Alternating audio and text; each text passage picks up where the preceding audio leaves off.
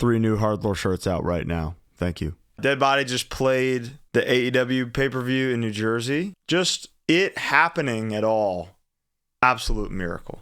They built an 8x12 stage, which think about 8 feet by 12 feet. Only me, Taylor, and the drum kit could fit on this little thing. Miles had his own little stage that was like 4x12 So sick. that he had to get carted. So the people in the arena, while the Costco guys are exiting, could see Deadbody rolling out on this tiny little stage.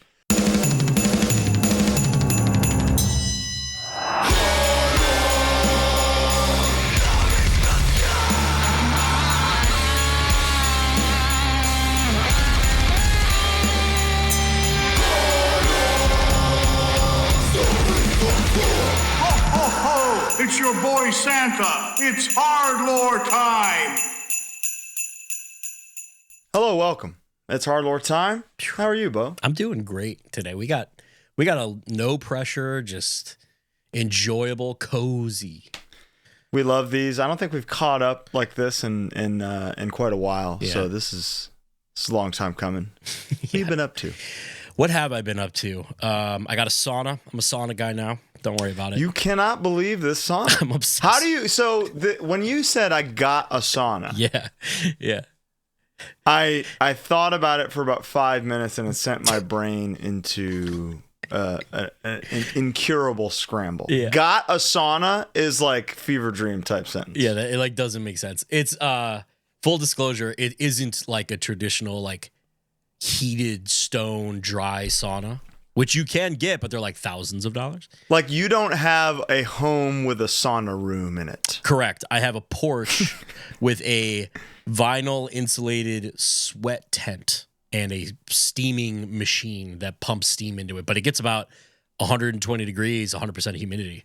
So you sweat in this tent every day. Mm-hmm. And then I wash what's in there. And I wash it.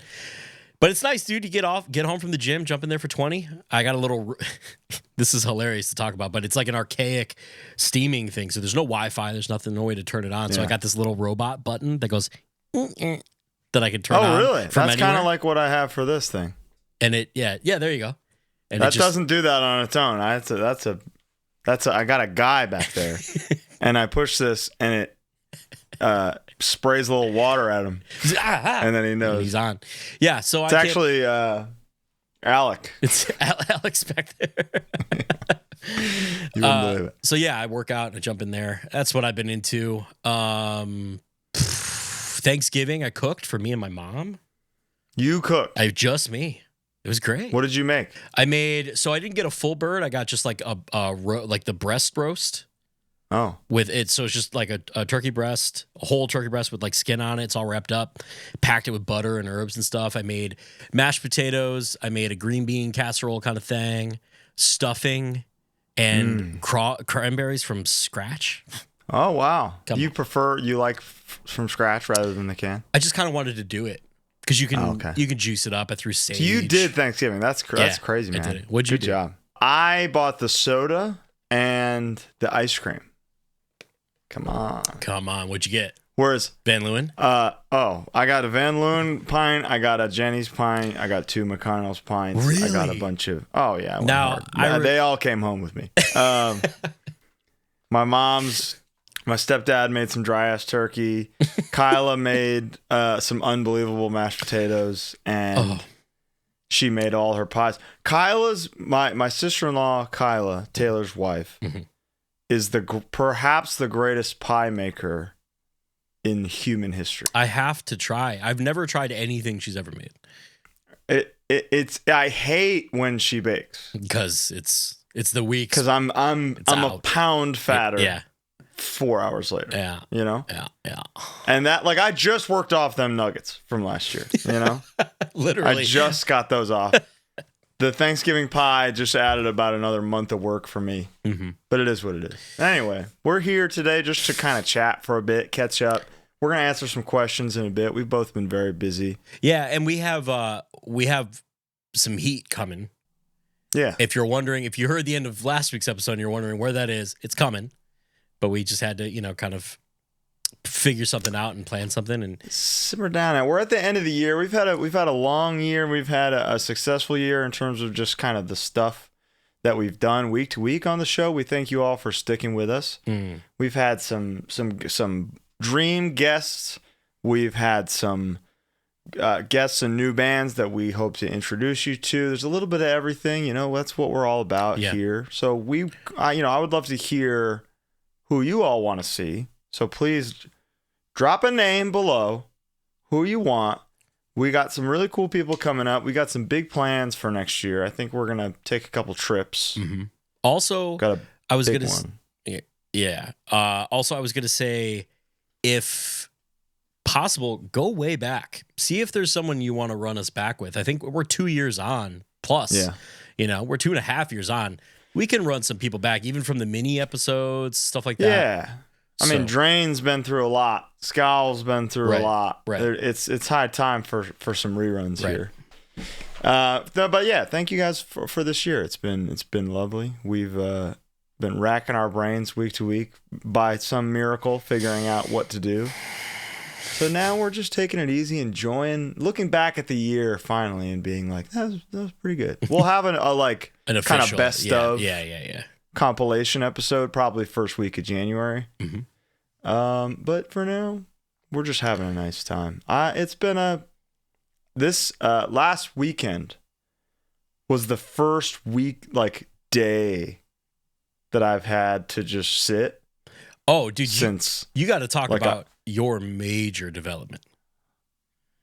Colin has finally joined the PC world. Man, it's tough to describe the joy that I built a PC, saved up for it for a bit, found all my parts, worked with a lovely guy at Micro Center. Oh, shout out put Micro some shit Center, together. Dude. My God. It's heaven. I can't wait to go back and just explore. Yeah, it's the best. And now my Mac that I use for HardLore and use for this feels like work to use. And my entire life, I felt the opposite. Like booting up a PC felt so foreign, archaic. Felt like a library computer or something. Yeah, I know what you mean. Whereas now I see that a PC is truly just like endless open possibilities. Yeah, what do you want to do? There is a way to do it. I'm so excited every day to just get home and at night and be like, okay, I can finally turn this thing on. What have you been playing? We played Dead by Daylight. Played Dead by Daylight. I've been playing Diablo 4. I've been playing a lot of Hades 2 early access. Love that. I'm loving it. It's very difficult. Yeah. Love the music again. Dude. Whoever's doing that, the guy rips. It's outstanding. Yeah.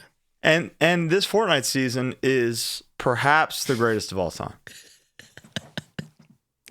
It's like Japan themed. There's samurais. Oh, really? Oh, that's pretty cool. Yeah, it's unbelievable. That's pretty cool. So, been very busy with that this past week. Deadbody just played the AEW pay-per-view in New Jersey recently. That was really cool.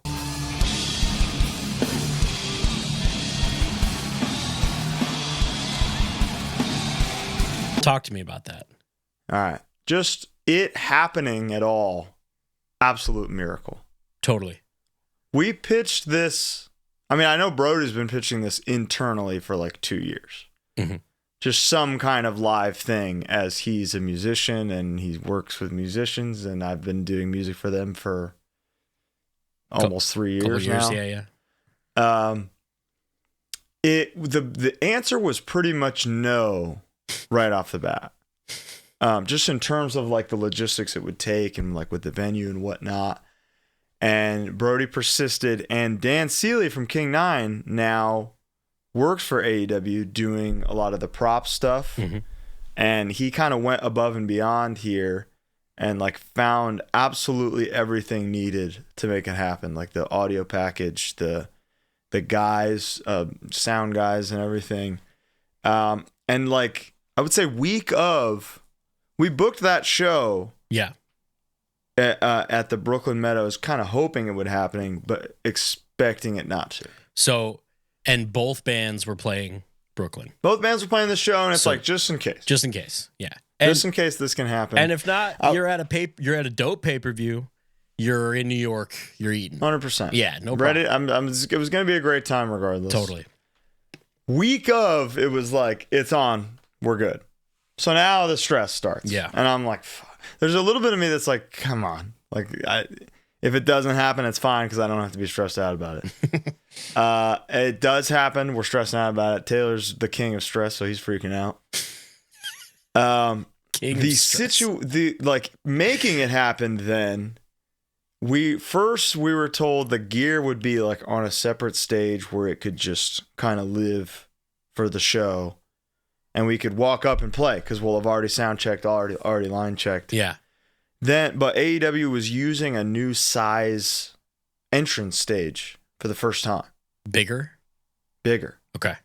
So they couldn't facilitate that any longer. So what they did was then one of the guys is like, so we're just going to have you guys set up, sound check, line check, tear everything down. And then like 15 minutes before the match, we're going to have you guys set right back up. No line check. With no line check. No line check. Yeah. And if you tear down a microphone, the sound check is pointless. Right, yeah, it's over. All you know is that the mixer works. Maybe. Maybe every line can change, yeah. So they didn't do that either. They built an 8x12 stage, which think about 8 feet by 12 feet. With not a lot of space. For a 4-piece band, like with a full. So if you look at the footage, you'll notice Taylor is not at the front. He's slightly to the side. Yeah. Because only me, Taylor, and the drum kit could fit on this little thing. Miles had his own little stage that was like 4x12. So sick. That he had to get carted. So the people in the arena, while the Costco guys are exiting, could see Deadbody rolling out on this tiny little stage. And then they ratchet Miles to us and then plugged in the power like a minute before we're going on. Oh my God. So we're on the stage hoping that sound is coming out. Yeah. Just like please. They rehearsed the entrance one time and told us, okay, you only have like maybe 2 minutes. Yeah. So we like rehearsed a version of the song that was 2 minutes. Okay. And they were like, that's way too short, guys. You gotta make it longer. And I tried explaining like there needs to be a certain point where we know where to stop. And they were like, no, we're gonna fade you out. And I was like, no, that's cool. But we're still human beings who need to like know when to stop playing. And then a guy said he was going to cue us to stop and then didn't cue us to stop. And that's why people who were there, we were still playing during the Outrunners? Outrunners, yeah.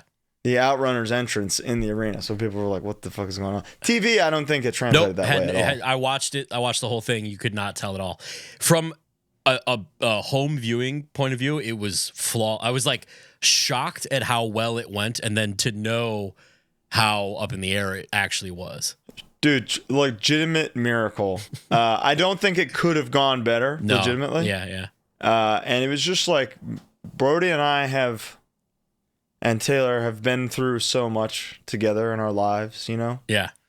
And now we've been creating things together for so long that moment existing forever, even if it was the last 3 minutes of a broadcast before the pay-per-view, that exists forever like that. You can't take away that happened. It's just it's a beautiful thing to have gotten to do together. So thank you, Brody. Thank you, Dan. It's awesome. I went to the following Dynamite, which was in Chicago at the Wintrust, and I went alone, like Steven fucking Glansberg, and I was just chilling. It was Dan's birthday, and that little angel came and got me, and I went in the back a little bit. It was my first time going in the back at anything like that, and much, I'm not going to share too much or whatever, but like much like you said, things seem really up in the air. Like they're such pros that like everything is so casual.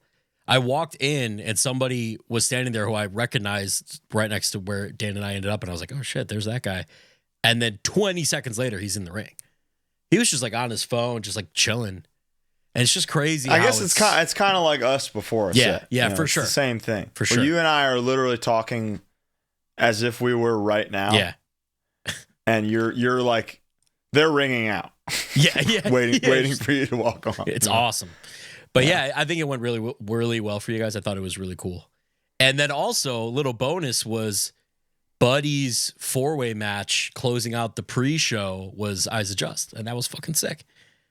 That's the thing. If I could time travel to 2013 me and just be like, it's all good. Dude, it is unreal, by the way, how young you sound on that recording. Yeah.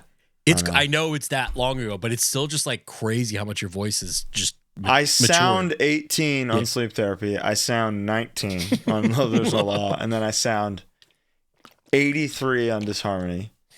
And a cool 43 on Gaining Purpose. Maybe we'll finally find my actual age on these things. We'll see. Someday. How was the show then? Show was great. Yeah. A lot of wrestling fans. It's so interesting. Which is a really interesting combination. Yeah. Like, there's a lot that get it, you know? There's wrestlers pitting hard. That's cool. That's awesome. But, you know, it makes for what a sold-out show of pure HC would be. Right. Violent is kind of like half as violent, but like twice as reactive, maybe. Yeah, totally. I know exactly what you mean. So it's a single-edged sword. It's just a sword. It's just a normal sword.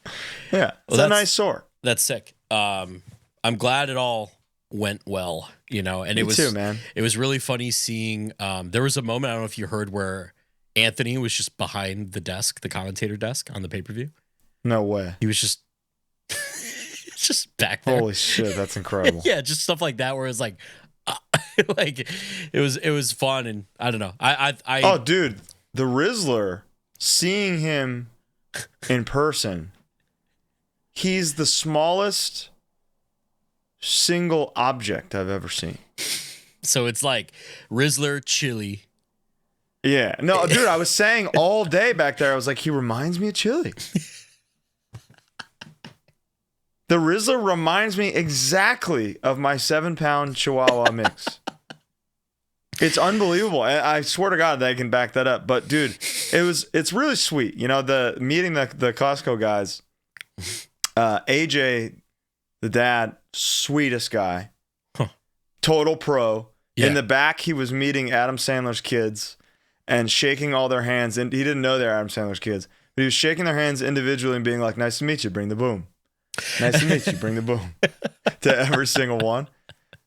He's such a pro. You can tell he's been just working and waiting for this his whole life. And the Rizzler is, I don't know how to describe it other than it's the most charisma I've ever seen in a tiny dust-like object. How old is he? I think he's like 6 or 7. It's too much Riz. You forget. He's got so much Riz. Yeah. And so much star power, you forget he's a baby. He's not a 38-year-old Italian man. No. That's what I thought. Mm-hmm. But Big Justice is literally holding his hand, walking him around the arena. It's beautiful. Little guy. Yeah. I've never seen something so small. And him coming out with Big Show or Paul White is obviously, that was crazy. And they were at catering together at the same table already. So I've seen coming into that and seeing that image was like, holy shit! This is the biggest guy and the smallest guy ever. It's literally together. Oh, little buddy from Jingle All the Way. Like it's literally. It was real. That he improv that. Santa is real. I've been saying. Anyway, so then a week later, Knocked Loose is on Jimmy Kimmel. Dude, so what I was going to say is when you were mentioning at your show how that's kind of half and half, that reminded me of, I went and saw Knocked Loose at the Aragon a few weeks ago now at this point. And it was kind of that way there were a lot of hardcore kids there. Mm-hmm. Aragon Ballroom is 4,000 cap. That's a huge room. It's so fucking big. So I don't know if there's 4,000 hardcore kids in Illinois, you know? Right. You're not in the whole state. Thing.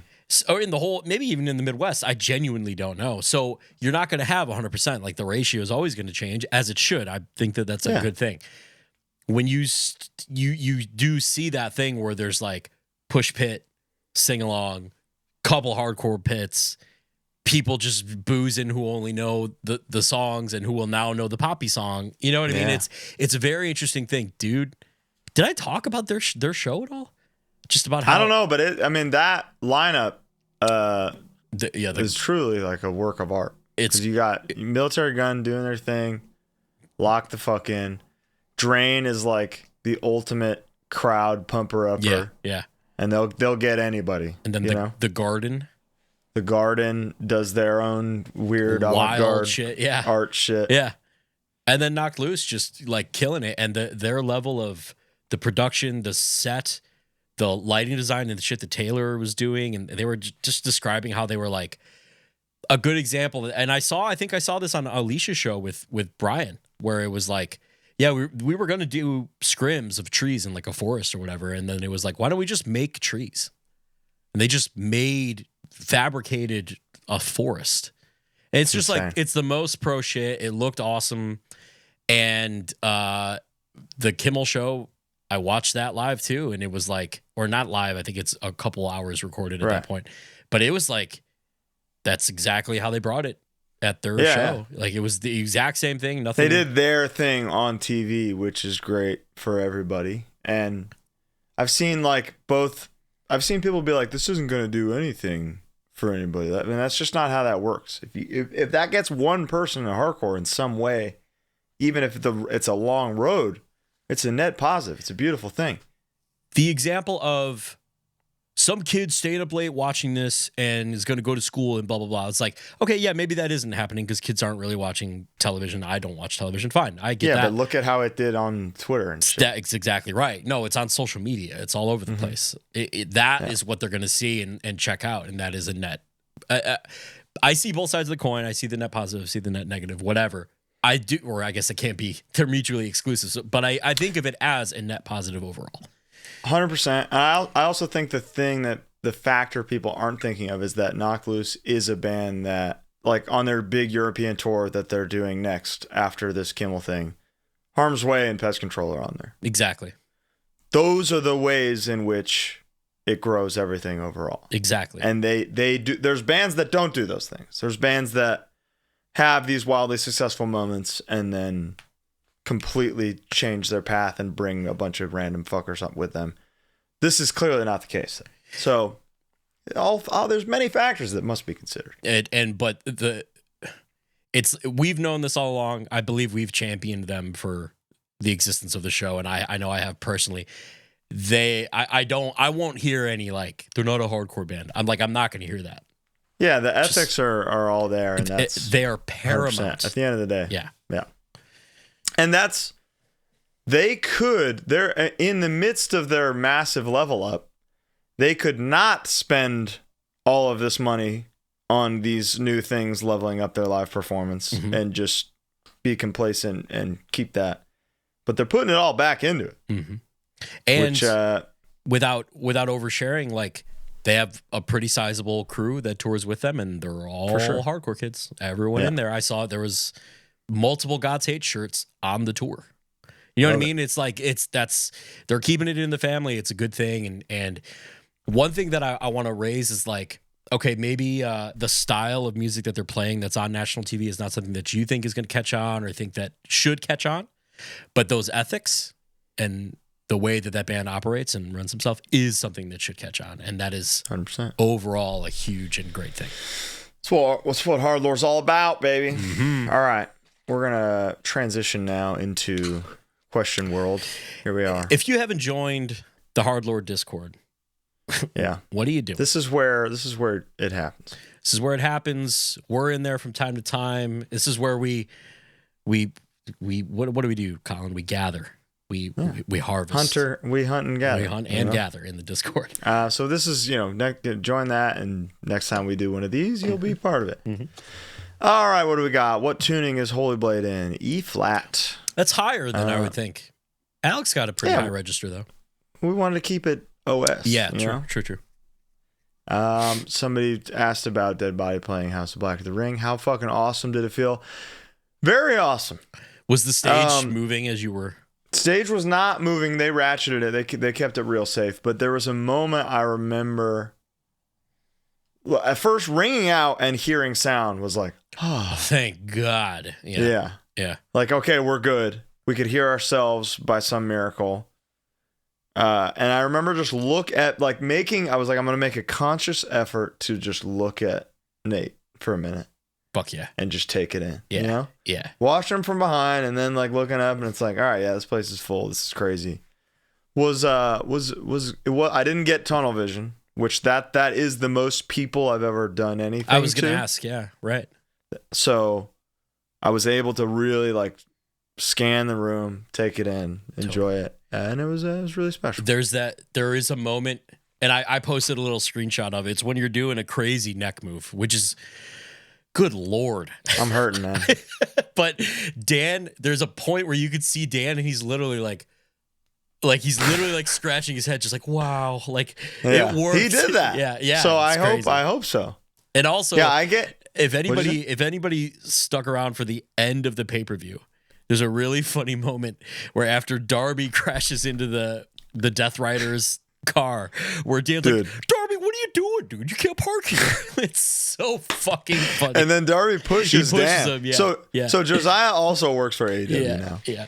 And Josiah was part of that squad that was like, come on, Darby, what are you doing, man? And Darby pushes Dan and Josiah just leaves. He's like, I'm not getting pushed. It's so good. So fucking funny. Yeah. All right. Top 5 releases from this year. You will have to wait until the HardLore Awards. Yeah, we can't. To find that out. We can't disclose. Top 3 shows you played. Wow. Okay. Sound of Fury was awesome. I can't believe that was still this year. I would say that's number 1. Yeah, that's probably number 1 for me as well. That feels like several years ago. Yes. Playing, I'm going to cheat a little bit and say playing with Hatebreed in North Carolina on the Hatebreed tour, like playing Not One Truth with the band, for me personally was a very serious high point for me. Big time. And, Outbreak Fest was fucking awesome. I can't wait to finally play the new Outbreak You're going to love it. What are your other 2? I would say number 3, probably Twitch Fits. Yeah, it has to be, right? Yeah. That or FYA, because that was Mike's first show back, and that was like, man, that was the celebration. Watching that, I was emotional watching that. That was probably I know I say this to you all the time, it's a borderline bit. That probably was my favorite time seeing Twitching Tongues. Yeah. Because it just did mean so much. A lot to it. Yeah. There's a lot more to it. Yeah. Number 2, I would say, is maybe God's Hate at the Blasco, because that was just like... At the pre-show? That was perfect. Yeah. Dude. That was the best I think I've ever played drums. That was fucking awesome. That was really good. The Hatebreed song. Oh, yeah. 4 guitars, Sean. Come on. Horrifying. Come on. We did it. Knife asks, what is it about the best moshers making the best music? Why? We say that all the time, but I guess we don't elaborate why. But style and presence are as important as the sound of your voice. You know how in a movie when it's like in Sicario, Alejandro, he's the best CIA asset because he worked for the other cartel. He was in there. And it's kind of the same thing. You're making a part because you know what it's like to be in the pit. That is very true. You're visualizing that. You're thinking pit-minded. Exactly. Which, in this genre, is the most important thing you can do. It sure can be. And so that's what I think it is. I'm not...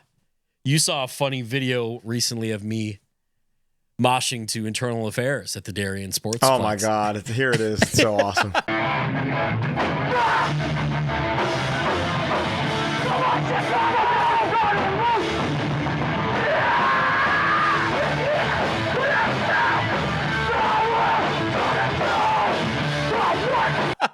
And Chris Mills is in there too. James is in there somewhere. That was when Marauder played with khaki shorts. Yeah, khaki shorts. Baby, what is that baby blue long sleeve? It's a mental long sleeve. They have. Oh, that's cool. Yeah, it was a cool long sleeve. But yeah, this is one of the last eras of me wearing shorts like publicly. But my whole youth crew band is in the pit, which is what's cool. Is like Chris and Kyle and Brad, the other guys, we were all in the pit. And this was before Harm's Way. This is before Fear and the Proud. This is way long ago. But it was friends mosh. Yeah, literally. And dude, this lineup and was, now you're all Harm's Way. It was so stacked. This was Internal Affairs, Donnybrook, Blacklisted's first time. And that was when I saw like scary, like Joe Hardcore, like scary Philadelphia guys moshing. The Killer played and people were getting like dragged out. And then I left before Marauder played with Sob. I didn't know at the time. I didn't know at the time. I didn't know. It's all right. You know now. I was 15. Yeah, that's impressive. Mount Rushmore of the Attitude Era. Oh, good one. Now, a question for you, Colin, because I've heard this.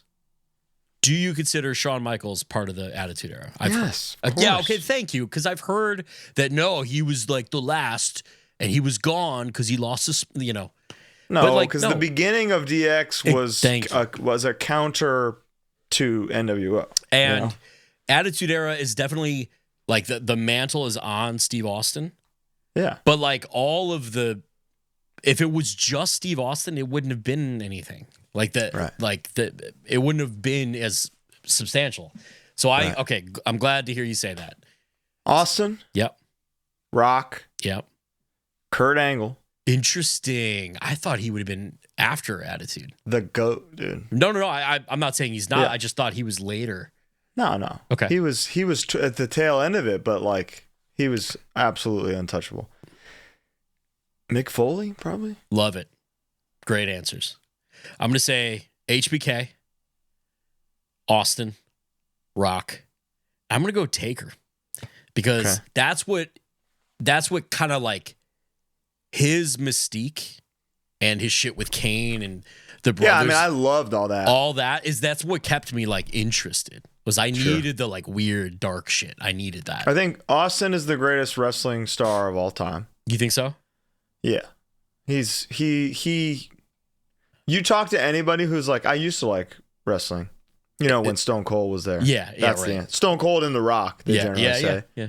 The Rock is the greatest crossover wrestling star of all time, whether you like it or not. Whether you think John Cena is the funnier actor or Batista is the best actor, which is the case. Which you're right. The Rock is the greatest crossover wrestling star in history. Kurt Angle is the greatest natural talent in history. And Mick Foley is the greatest wrestling underdog in history. I really like those answers. So I would say the same thing with Austin and Rock. Also, Rock, probably the best promo and best just like... Period. Like, I hated him. Yeah. Corporate Rock. And then you loved him. And then I loved him. And then you hated him. And then it was the Rock because it was by his own design. And the Rock and Sock connection. Are you kidding me? Oh, my God. Come on. But then I would say Shawn is my favorite in-ring talent. Can make anybody look like $1 million. Yeah. And then Taker, just the greatest mystique and fucking... Greatest character. And then the Ministry of Darkness was that time. I was all in. True that. Favorite radio station on a GTA game? Whatever one had the hardcore one. Oh, that like was... Max Penn and Sheer Terror? VCHC in GTA 4. Yeah. Which was disc jockeyed by Keith Morris, which is cool. Insane. It's just like cool that they were like, we could get the guy from Black Flag and Circle Jerks. Yeah, that's cool. To do the New York York punk station, dude. It had Underdog. Yeah, come on, it was crazy. So I would love to know who procured that playlist. Me too. And why wouldn't they do it again? And why are we not? Rockstar. If you're needing something for GTA 6, we're right here. We're available. Right. We're very cheap. We're so cheap. Biggest accomplishments this year for HardLore plus respective bands. Pause. Shout out to there's the metal one from Vice City that had like Anthrax, had Dio, had Danzig, right? Had Bark at the Moon. Shout out to that one too. Honorable mention to that one. Accomplishment. Biggest accomplishments this year for HardLore and respective bands. Holy Blade EP, psyched about that. Proud of that. For HardLore, I would say the entire New York Chronicles. That was last year. It was, but it came out this year. Okay, good. I'm with you. I would say that, and honestly, the episode with Tom about 12 hits was That was a good one. Once we That's the finished one that- I've gotten the most personal feedback from people who are like, hey, I don't watch the show, Yeah, same. but I watched that one. I watched and that, loved it. and you did a really good job. My mom said she had people messaging her, like on Facebook and stuff. Who were That's like, awesome. I just listened to your son's show. It's like, what the fuck? Yeah, I would say that. I would, I don't know, man. It's just cool to hear how much people dig the show. It's just cool. It's really, feels really nice. This is like, we've been guy from band for 15 years, and now we're a guy from show. Yeah, you know? which is, it's a gear change. And I don't mind. It's No, fine. I don't mind. It means a lot. Yeah. So if you think you're bothering us by saying, hey, we love the show, you're getting dapped. You're not getting Yeah. crapped, okay? Daft, not craft. Dapped, no crap. Don't you worry. I think for Harm's Way, probably, when is this coming out? This will have come out after the bottom run show that is now sold out. That's Right. cool. It's nice That to is be cool. able to pack a room in your hometown with your buddies. Oh, man. You know. Hey, man. Feels This is our third year doing the 818 show. Yeah, And, like, that was so not a thing when we were growing up. totally. So to be able to contribute and create this thing out of thin air for the community that happens annually, we're very proud of that, especially on a record that is almost a damn near 4 years old now. Swear to God, I'm working on it. I think also Twitching Tongues just still being able to play at all, which is it's nice that we've got these 4 albums out, which is a lot of music. You know, some bands don't make it there. It's like we can finally play off those, and then when a new thing comes, that'll be great. But it's not as urgent because we've got a lot for people to discover. Yeah. What stupid song do you sing to your dogs or cats? Oh boy, I know got a lot. Yeah, I know you got a lot. I got a lot. What do you got? Let me hear. There's a rendition I do of the Beach Boys' Little Saint Nick to Zoe called Little Best Friend. She's my little best friend, you know. I'm not gonna sing it here. I'll record it when she dies. But there's a couple other ones. But that's the main one that comes to mind. Do you know in Billy Madison when Veronica Vaughn sings and she goes, Billy, sweet Billy boy. Sweet Billy boy. So I have Squid as my cat. I say, Squiddy, sweet Squiddy boy. I don't know. It just came, out of nowhere. Don't I have a nice rock? Yes. Yeah. But yeah, and I also nickname for Metallicat is Kronk for it's just a long story. And any single syllable word you can fit into like anything. So whatever the song of the day is, which today is just like Deck the Halls or something because of what the Patreon's going to be, and it's like I'll deck the halls with balls of Kronky, but like it doesn't matter. It just fits into anything. So it's obsessive. The anatomy of a pet nickname is so fascinating when you think about how you got there. Okay, You know? you ready for this? Chili, Yeah, please. Chili, Yeah, I know what it Chilium. is, and yeah. Chili, Chilium, Bill, because of William. William, yeah. Bilbo. Which is like Bilbo is a perfect nickname for a small dog. 100%. And I almost never call him Chili. I get home and I go, Bilbo! Yeah. And he runs down. I never call Metallicat. He's Metallicat, and then I went on a tour once, came back, he got fat, so he was kind of chunky. Then he was chonky. And then he was Kronk. And the further adaptation is Walter Cronkite. Walter But we Cronkite, leave it at yeah. Kronk. It's weird to call That's- a cat a 3-letter or 3-syllable. No, it's too name. much. It's too many. Metallicat. It's 4. too many. which is- 2 max. Yeah, 2 max. 1 is a dream. Yeah, Kronk.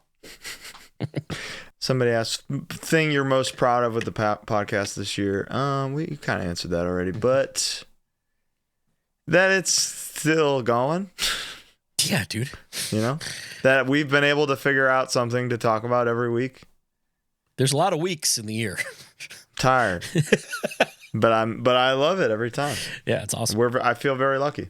Is it annoying if people like your older work more than whatever you're making / into at the time? I don't think it's annoying. I think a lot of personal response to art is so dependent on your mindset when you discover it. That no band's album is, you can't hope to be like, I'm going to make something that everybody's going to like more, because that's just not how art works. And it's not annoying to prefer something. What I do think is annoying is like to write off a band as though you didn't like the first two records, because the second two or the third and fourth record are like not your thing. It's like, well, they're still there. I do think, and then the thing that sucks is if you love a band's first two albums, right, and then you don't really, you're not sure about the third one, you don't care for the fourth one, therefore you hate the first two albums now. Yeah, it's just like, what? Stop. Those still exist. Yeah, and they're probably still good, and they're probably still going to play tracks. Exactly. So just I don't understand the like. There are a lot of bands whose later records I don't really care for, but I fucking love those bands. Like, exactly, it doesn't make sense. Metallica I'm is my still favorite buying the shirt, you know? Yeah. Let's see. Will you and Bo ever do that dark industrial project that always gets brought up? I would love to. I could see it happening next year. Dude, it's just like time. It's just time, man. There's only so much. Colin has got the Minds of Moria going on all the time. He's got so many irons in the fucking fire. That's too many. And I'm just my New Year's resolution. Yeah. Say no to stuff more. Wow. And drastically reduce my creative output. Yeah, you got a lot. I'm gonna have less. How did you and Bo first discover hardcore? I'm trying to think of when is the first time. It was the same day I met John Caution and James. We went to a show. My friend Remy drove me and Chris and two other friends to a show at the Darien Sportsplex, where that clip was from. And it was Blue Monday. I think Desperate Measures was like the reason we went. Sick. And a couple local bands. And that was just somebody telling you, we're going to see these bands. You're going to see them, you're going to like. It was always Chris. Chris always knew about shows coming up. I don't know how. But I think he was, you know what, there was ChicagoHardcore.net was like the local message board. Chris found it and was just like, oh, there's a show happening that we could drive to. It's in the suburbs. Okay. And that was when I was like, oh, this isn't, like the lights are on. Yeah. This is a DIY show. We're in a sports, we're in like a classroom essentially. Right. And that was the first time where I was like, oh, this is hardcore. I'm not at the Metro seeing American Nightmare or something. Like this is like a little... Like, this is a secret. This is a little secret society. No one knows about this. There's 80 people here. Sure. You know? That was so it was like Chris and then going to that show. Oh, it's Stand and Fight. I bought the Edge hoodie off of Wrench from 10 Yard Fight, which I have somewhere. It's the size youth large. God damn. How did you... Let me look up when this came out, because that'll... I was 5 years old. Which is, I think, is well documented at this point. Our eldest brother, Aaron Young, Bristol, Connecticut, went to school with the Grippo brothers, who are Connecticut legends. Mm-hmm. One of them, Matt, the younger of the two, I think, left a burned CD with a bunch of stuff on it. First of which was Grimlock, Thirst for Immortality, which the opening track, Mountain of Power, is just bell and then palm muting for about 3 minutes. And I knew. And it was like Taylor first was like, this is it. Yeah. And he told our dad, I want that. Dad, how do I hear more of that? And he called it Jun Jun. He goes, Dad, I want to hear Jun Jun. I don't know how else to describe it. Yeah. And he wanted Ride the Lightning. But my dad was like, that's crap. We're getting Soundgarden. Wow. Both bangers. Yeah. So was it the Soundgarden record? Yeah, it was Super Unknown. Yeah. I mean, yeah. There's some Jun on there for sure. Yeah. I mean, he put Spoon Man on, and I'm just going. I'm loving it. I was all in. So Spoon Man rocks, Soundgarden rocks, but Grimlock was the band that for Taylor and I in the same moment we're sitting there like jaws dropped. I'm like fucking fist deep pulling boogers out. Yeah. But I can't believe what I'm hearing. Wow. You know, I got to get the boogers out of my nose so that my ears can hear better to hear these palm mutes for the first time. What was like Grimlock was the band that did it, and when I tell people from Massachusetts that, they laugh. Really? But I love Grimlock. What was the first like DIY show you went to? Taylor's band, One Round Left, which was like a tiny local band in California. It's kind of a sick band name, actually. One Round Left. Just because like it could be a bullet. It could be in a fight, 1 round left. Like, yeah. And they embraced both. They had shirts with the guys on them, and they had shirts with like a revolver on them. Pretty dope. Sick. Yeah, pretty sick. Yeah. They were pretty good. There's a lot of straight ruckus parts that we just used again. So that seeing them for the first time was my first time like experiencing live hardcore. Real hardcore. Where was the show? Do you remember? I think it was either at Studio S or the Cobalt. I get them confused to which band I was seeing at which one, because there was a Fight Everyone show a few months later that was like my other first show, where I think that was at Studio S. Gotcha. Studio S was a warehouse in an alley in North Hollywood where terrible things happened. Yeah. It was amazing. Incredible place. My first band played there 6 months later. Metalcore band called Buried in Silence. Never wrote a single lyric, just made noise. Sick. You would never know. Like noise? Just noise? like Torture, baby. Really? I did the same thing. Really? But I was 14. While the exposure Knocked Loose is getting is remarkable and well-deserved, do you feel this odd pull back and forth that hardcore is traditionally built on an underground anti-pop culture ethos? Of course. Dude, but that is anti-pop.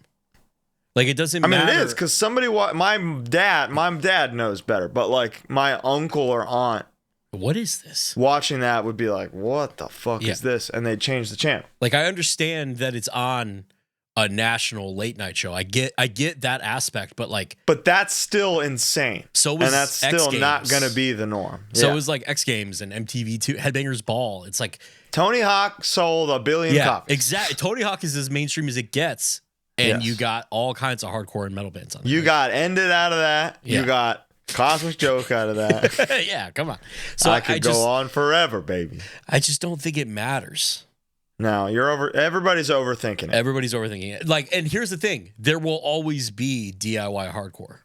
Yes. Nothing that Knocked Loose is doing is going to take away from that or like a negatively affect. If anything, it makes it stronger because they go, fuck that. Yeah. So it's like, who do you stop worrying? So they're about really helping everybody subliminally. What was your favorite moment with Bo this year, and why was it so memorable? This year. What a question. Yeah.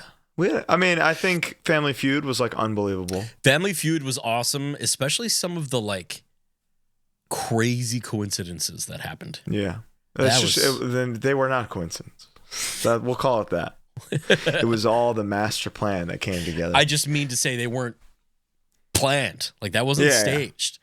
Yeah. I love the 2 loop ads we did. In-person ones. Dude, the one. Those were so fucking funny. How's it going, Bo? I haven't seen you in a long time. that was running up to you. The outtakes. There was like 10 straight minutes of outtakes. I like that. Dude, I really like, this doesn't really have to do with like the show per se, but when me and Mac went to Universal. That was incredible. It was so fun. That was so fucking awesome. And I was in... Can't wait to do it again. I was in dire pain. I threw my back out during Weapon X. And I was hobbling all over that park. I was having a ball. It didn't matter. Yeah. Didn't fucking matter. We got to go back. We got to spend 2 days there this year. I got to see the new park, dude. Is it done? Well, it's supposed to be done next year. Yeah. Fucking horse shit. You know they're adding Donkey Kong Country to their Super Mario World? It's going to be unbelievable. And then did you see what the other part of the new park is? It's it's the Monsters Universe shit. Or right, like the, vampire, Dracula. Universal Monsters, yeah. It's gonna rip. It's gonna be the greatest in the world. I cannot wait. Can't wait to go back. Bob ska, yes or no? Ska?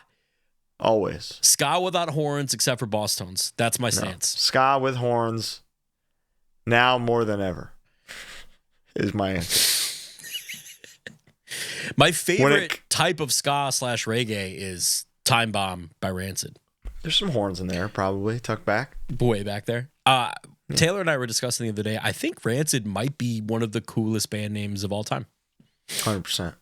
You get everything you're gonna get from the band in the name. And what's crazy is she was saying that if you look up like synonyms for Rancid, like putrid, rotten, like they don't hit as well. They're like but they're all also band names now. But kind of like don't do the same thing as Rancid for some reason. But is that because Rancid is so sick that we think of the word differently? I think the literal enunciation of the word does rancid just like does. Dude, something. You know what else rocked that we did this year was AVN and Punk Rock Museum back to back. Oh shit, that was this year. That was this year. That was two of our greatest things we've ever made in 2 days. Man, pretty cool. It was a lot of fun too. I loved the Punk Rock Museum. I loved that we were like, all right, we got a guide. All right, we don't got a guide. Let's go. We're the guide. Let's make some shit up. It was fucking awesome. Yeah, I had a great time. Yeah, right. I had a great time. I think that is the thing, the like Punk Rock Museum related thing, like tour on YouTube with the most views, which is pretty cool.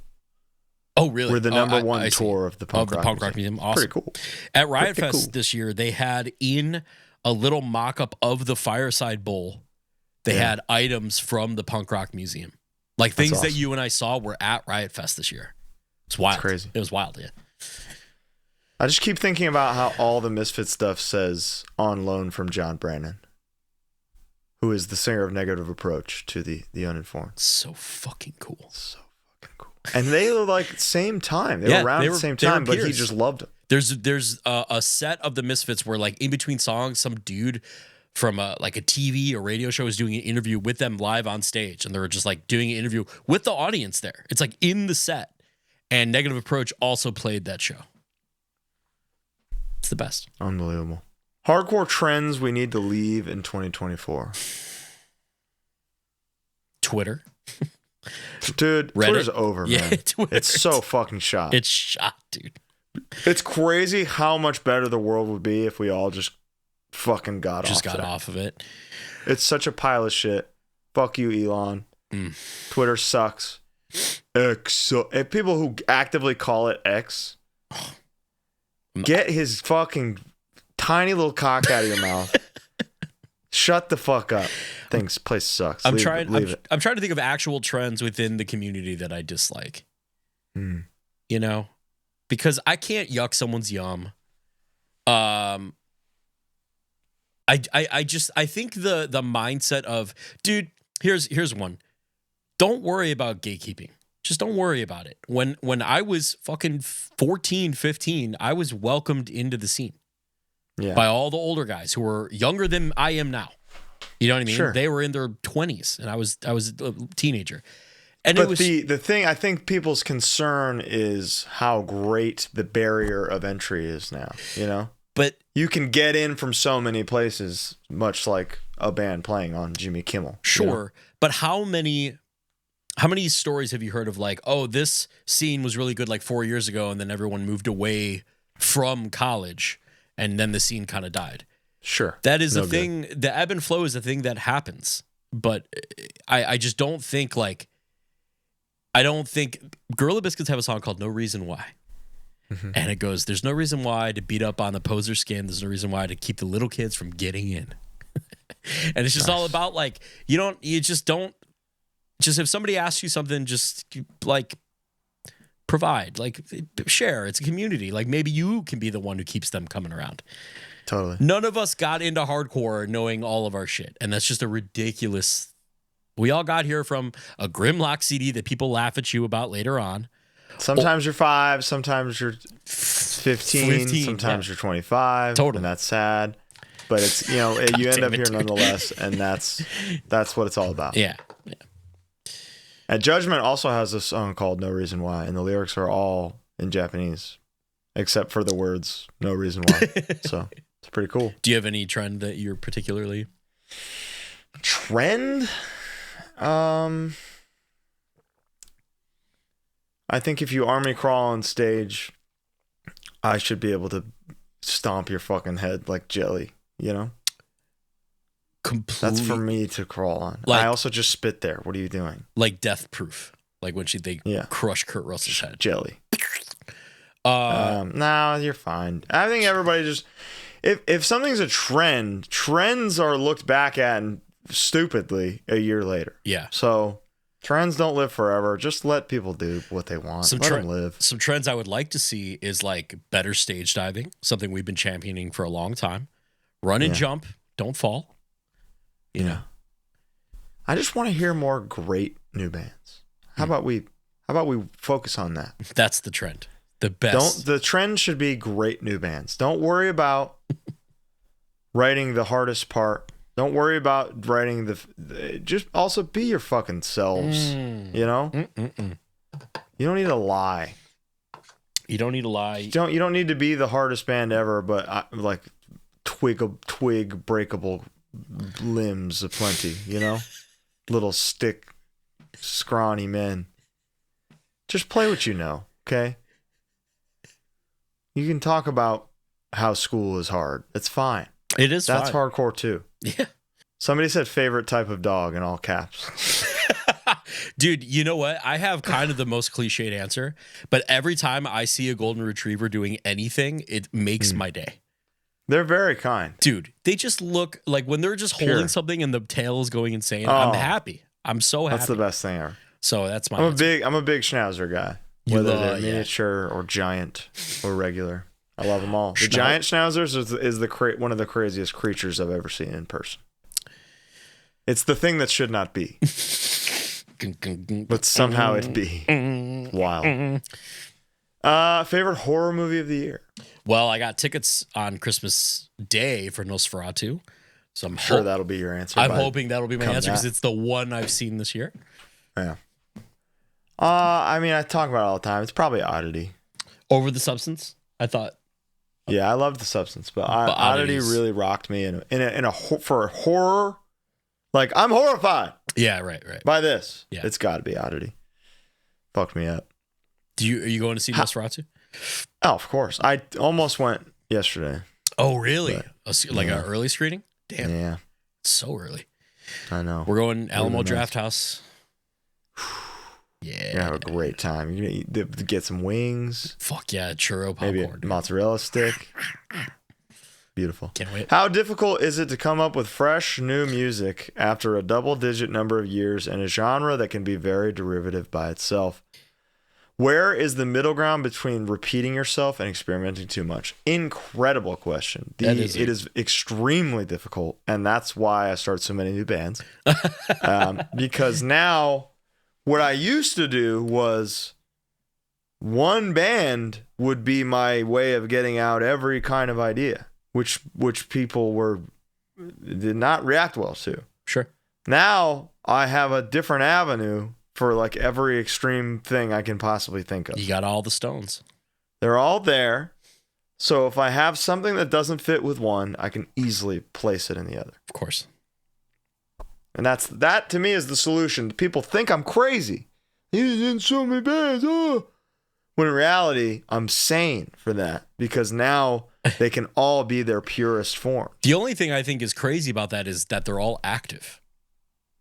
Yeah, but define active, you know? Practice.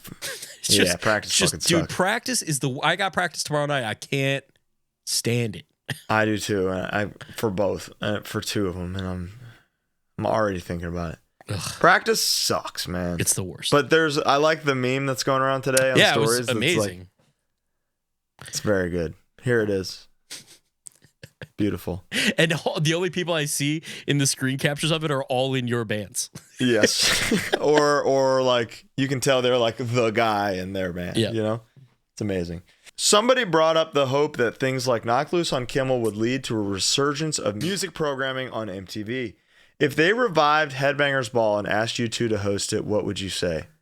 I'd say when and where, dude. I would say, for one, there's no two people more qualified. Two, yes.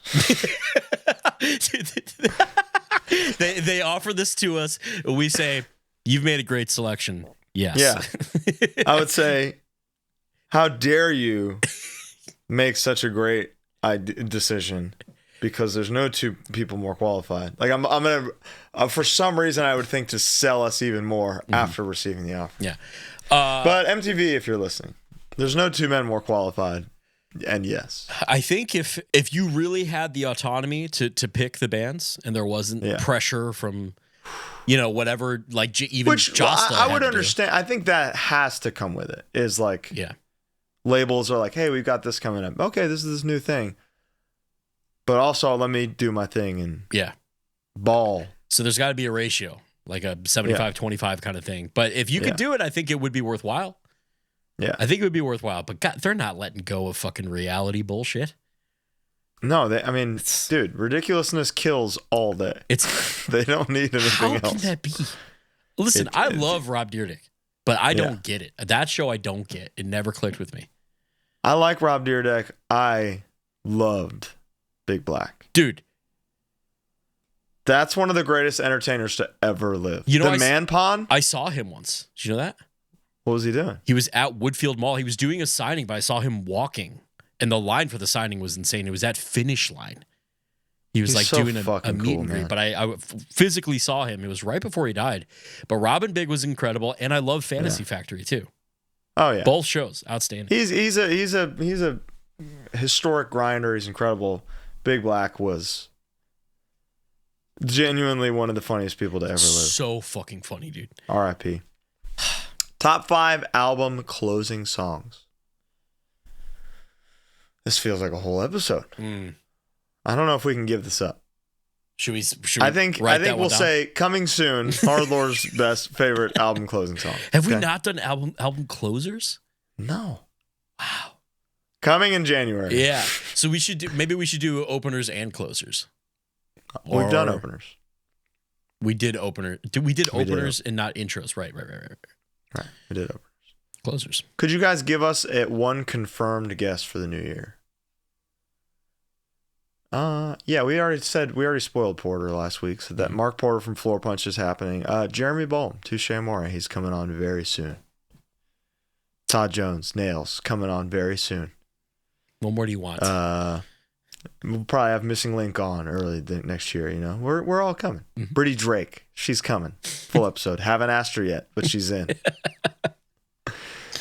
Top 5 hardcore songs by death metal bands. Angel of Disease by Morbid Angel. Hardcore songs by death metal bands? Yes. Like where you listen to it and you go, this is a fucking hardcore song. Okay. Cenotaph by Bolt Thrower. Okay. You'll hear a couple familiar riffs in that. And Scourge of Iron by Cannibal Corpse. Dude, I was going to say Scourge of Iron, but I didn't want to be like, that's pure death metal, but that I hear it. It's a fucking hardcore song. Bolt Thrower has several answers. Oh, yeah. Kill Chain is very bouncy, very core. Yeah. If I were to run into either of you guys, would you put me in a chokehold for a pick? I would prefer not to. Yeah, but if you ask me in the moment, I'll probably say yes. I'm saying now, I'll be bummed about it. Yeah, I don't want to touch. I don't want touching. And if it's I'll dap you. Yeah. But your neck, that could stank. And if the waiver and permission is given on video, we can do that. That's fine. Right. So true. For an entire month, you can only eat one meal, one dessert, watch one TV show or movie, and listen to one album or artist. What are your picks? For meal, In-N-Out Burger. Dessert, well, hold on. The question here is, will I still be skinny at the end of this? Am I allowed to still be skinny? Let's just say for the sake of... I got shirts I need to fit in. Then yes. For the sake of an interesting discussion, yes. I get to stay skinny. In-N-Out Burger is the meal. The dessert is the creme brulee crepe from Millet Crepe. Fuck. Yep. And the one TV show or movie is The Muppets Christmas Carol, since it's December. And the one album or artist is, since it's December, Bad Religion. All right, let's see. The one meal, it's going to be Chipotle, just because I know I can... You get to be skinny. But dude, I'm landlocked. Okay, Portillo's. Fine, if I get to be skinny, Portillo's. That's a great answer. Portillo's. That makes more sense. Yeah. Dessert, it's going to be crumble. Because, hey, that's a different thing every week. Yeah. That's true. You ever see, dude, society just has to accept that crumble is good, you know? Yeah, so we got it last night. Yeah. They have a strawberry crinkle, is what it's called right now. It's a cookie that is the strawberry Pop-Tart. Warm. Like, I would never eat that, but I understand the appeal. It's outstanding. I do think that their straight up chocolate chip cookie is like untouchable. I cannot believe it. I really like Insomnia, but as long as I need the goo, I like the goo. I need the goo. I understand. Underbake that cookie for me. I understand that people think it might be Put me at risk. Yeah, put me at risk. Yeah. Plus, TV show or movie? Lord of the Rings trilogy. No, Yeah. Sopranos. That count. Sopranos, legitimately. And actually, Yeah. in December, that's typically when I watch The Sopranos, so that actually fits. Something about it is very Christmas-y to me. I don't know why. New Jersey, it's cold. It's cold all the time. Yeah. Yeah. And artists do the Nat King Cole discography. For December? Yeah. Great answer. Dude, he's got so many Christmas bangers, it's out of control. Speaking of Christmas bangers. Yeah. For the Patreon of this month, which is probably out by now, but if you haven't signed up for it, It's out by now. it's out by now. If you haven't signed up for it, you should. We're discussing and ranking the best Christmas songs of all time. Think about that. That's right. I got miss 74. that. 74 of them. Bangers. Is HauntLore just Scooby Doo cosplay? 100%. Who's who? You're Velma. I would say I'm a little bit of Velma and a little bit of Shaggy. You're a little bit of Daphne and a little bit of Scooby. And Shansei is Fred. and Brody is Scrappy. Yeah. Scrappy. Oh, yeah. Absolutely. That's pretty good. What is the hardest each of you have laughed this year? Wow. There's a couple. Sometimes Lana sends me like reels or TikToks every night. Yeah. And there's a couple that absolutely obliterate me. The one that I revisit the most is the Gigi in Milan, Italy in like 2018 one. You know what I'm talking about? Mm-hmm. Oh my God, Gigi! Gigi. I'm a big fan of you. I'll watch that every day and laugh. But of this year specifically. Oh, man. It's always something like you're in the van and somebody just says something and you're in a silly mood. And it's probably something I can't repeat publicly, Yeah. But I would like to think together. Yeah, what was our hardest laugh this year together? Probably, fuck. God, I know what our hardest laugh ever is, and it isn't something we could talk about. The poll? Manchester. Oh my God.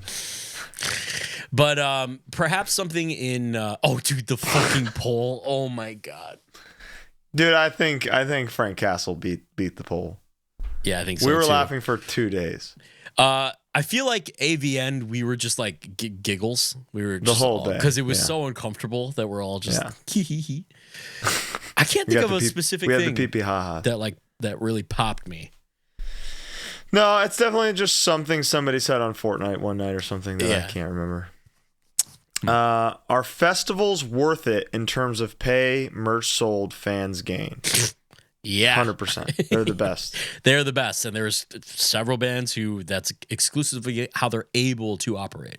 Yeah. For better or for worse, it is a thing. Is there a breakthrough point where you have to be so far up to bill, so to speak, for it to worth it? Yeah, I would say yeah. I think it depends. Sometimes you're Pain of Truth and you're a year in and you're second to last. But oftentimes it's like a band finally getting their flowers, So it's like you're getting recognized for the work you've done already. I which is love nice. particularly FYA is really good at it, and I think LDB is pretty good at it. Where it's like, yo, get there early because this band's opening, and people fucking show up. And what's cooler than that? Nothing. So It's very smart. Fests are 90% positive, 10% negative, I would say. Yeah, And they're great. Is there any specific moment from a song or album this year that made you think, damn, I wish I came up with that? Yeah, all the time. Let me check. Song or album this year. I need to I'll tell you what'll make you do that is learning 15 Misfits covers. Yeah, no shit. You go, what the fuck? How did he do that? Still can't believe the Ghouls Night Out The Hell is where you want to be. it just, oh my God. just up, just ascending the whole time. It doesn't. How did you do that? How did you know to do that? It's insane. I think the new Pallbearer record really scratched an itch that I've had for years, just of like beautiful melodic doom fueled by emotion. Is like that is oftentimes my most listened to genre. Really? Beautiful melodic doom spurned from emotion. So yeah, that record really resonated with me I this would year. say the Missing Link record. Yeah. That just gave me what I wanted. Yeah. And it's heavy and hard without going over the top. And there's just, dude, the fucking Gridiron song. I don't know. There's just like, Yeah, it's a banger. it's just awesome. I really like that record, and that has become my, like, I don't know what to listen to, but I want to listen to something heavy. Boop. With the exception of, dude, Colin, our playlists for the guest vocal episode. Oh, I've been listening to it for days. It's so good. It's insane. I've been truly just on repeat at the gym for days. I put it on this morning as I was like getting ready. It's insane. I just put it on. It's awesome. Truly out of control. Who would be the host of the HardLore roast? Oh God. It would be Brody King, and it would fucking suck. Dude, it would be Brody King and it would be Alec. It would be brutal. I would cry. I would weep. It'd be horrible. Yeah, it can never happen. I'm not built for that, dude. I can't do that. No. It has to be some kind of like reverse thing, like to get Ann Coulter on or something like they did with that one, you know? Yeah, right. Where she wouldn't do the roast, but she was a guest, but everybody just roasted her instead. It'd have to be something like that. Oh, I'm not strong enough for it. Not good. Yeah, that's fair. What Muppet would do the best spin kick? Miss Piggy, 100%. You think so? Well, I know I know she does that. She right? does kung fu. It's Miss Piggy. I'm just thinking Animal. He's got that dog in him. For sure. I mean, it would be good, but Miss Piggy is literally like a classically trained martial artist. Okay, fair enough. So there's no doubt in my mind. Ooh, this is fun. As people who have toured a lot, do you think you can name all 50 states? Absolutely. You could? I do believe you could. I don't know that I can. I have no doubt. Do you want to try? Yeah. Do you want me to go or do you want you to go? No, I want to go because I don't think I can do it. Okay. Just start in an area and work your way down. Okay. I'm ready. Maine. Ding. Vermont. New Hampshire. Connecticut. Rhode Island. Massachusetts. New York. Mm-hmm. Pennsylvania. Mm-hmm. Ohio. Wyoming. That's 10. You're jumping regions. Blazing. Yeah, I know. Nebraska. Okay. Illinois. Iowa. Mm-hmm. Arkansas. Mm-hmm. Alabama. Mm-hmm. We're going back around. I got you. Georgia. North Carolina. South Carolina. Very good.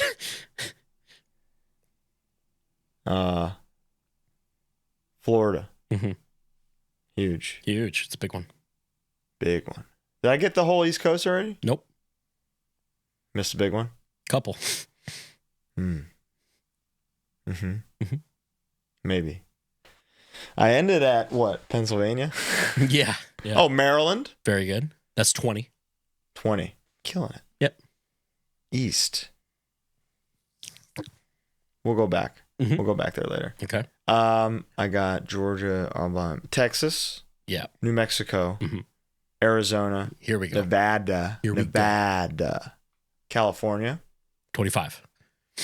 Huge. I'm You're halfway. Halfway. Fuck. Oregon. Washington. Mm-hmm. Montana. Very good. I say Idaho already? I think I did. Nope. Idaho. Mm-hmm. Fuck. Come on, Poppy. Colorado. Very good. That's 30. That was 35. No, it's 30. Wasn't it? No, it's 30. I'm stuck, man. Utah. Yep, 31. 30.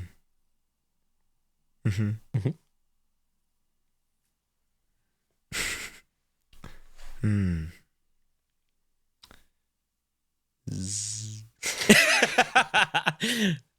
right. So at 31, you tell Batman when you want him to come in. No, I don't want him yet. All right. I got this. I'm looking for the signal. Michigan. Very good. Minnesota. Mm-hmm. Those are big ones. Those are big ones. I swear to God, I was at that was 37. I don't think that was 30. This is 33. But I believe you.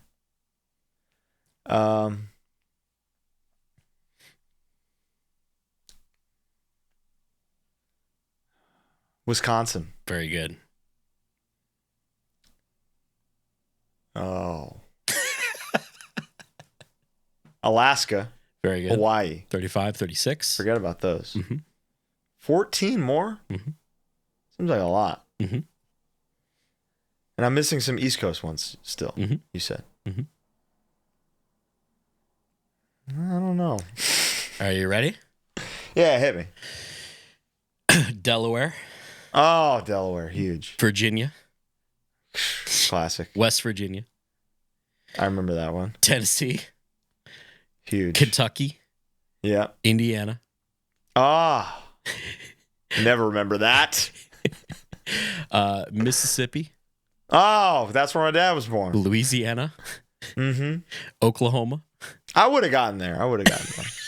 I talk about Tulsa all the time. North Dakota. Classic. South Dakota. Forgot about that one. You did say Iowa, Missouri. I did. Yep. Missouri. And then now we got two more, and I would kind of wish I was writing them down because I'm a little. Mm-hmm. But let's think here. Delaware. Mr. Big Brain. I just should have been writing them down. You pulling up a map? See. Yeah. I know they're east. Yeah, I got all of that. You got Vermont, you got New Hampshire, you got Maine. You got the two off continentals. I think we've named them all. I think we just lost count. Do you think we lost count? Oh, but there's a big one. There's two that should be missing if I was counting correctly. Okay. Give me a sec. You said Montana. I see one missing, I think. This is the funniest segment in the history of the show. What's the one missing? New Hampshire. No, you said New Hampshire right away. Did I? Yeah. Absolutely, I did. Connecticut. Did you say Massachusetts? Oh, yeah. Which makes sense. I don't think we missed any. Okay, so maybe I was too off. I think we just lost count. Maybe I was too off in my counting. My bad.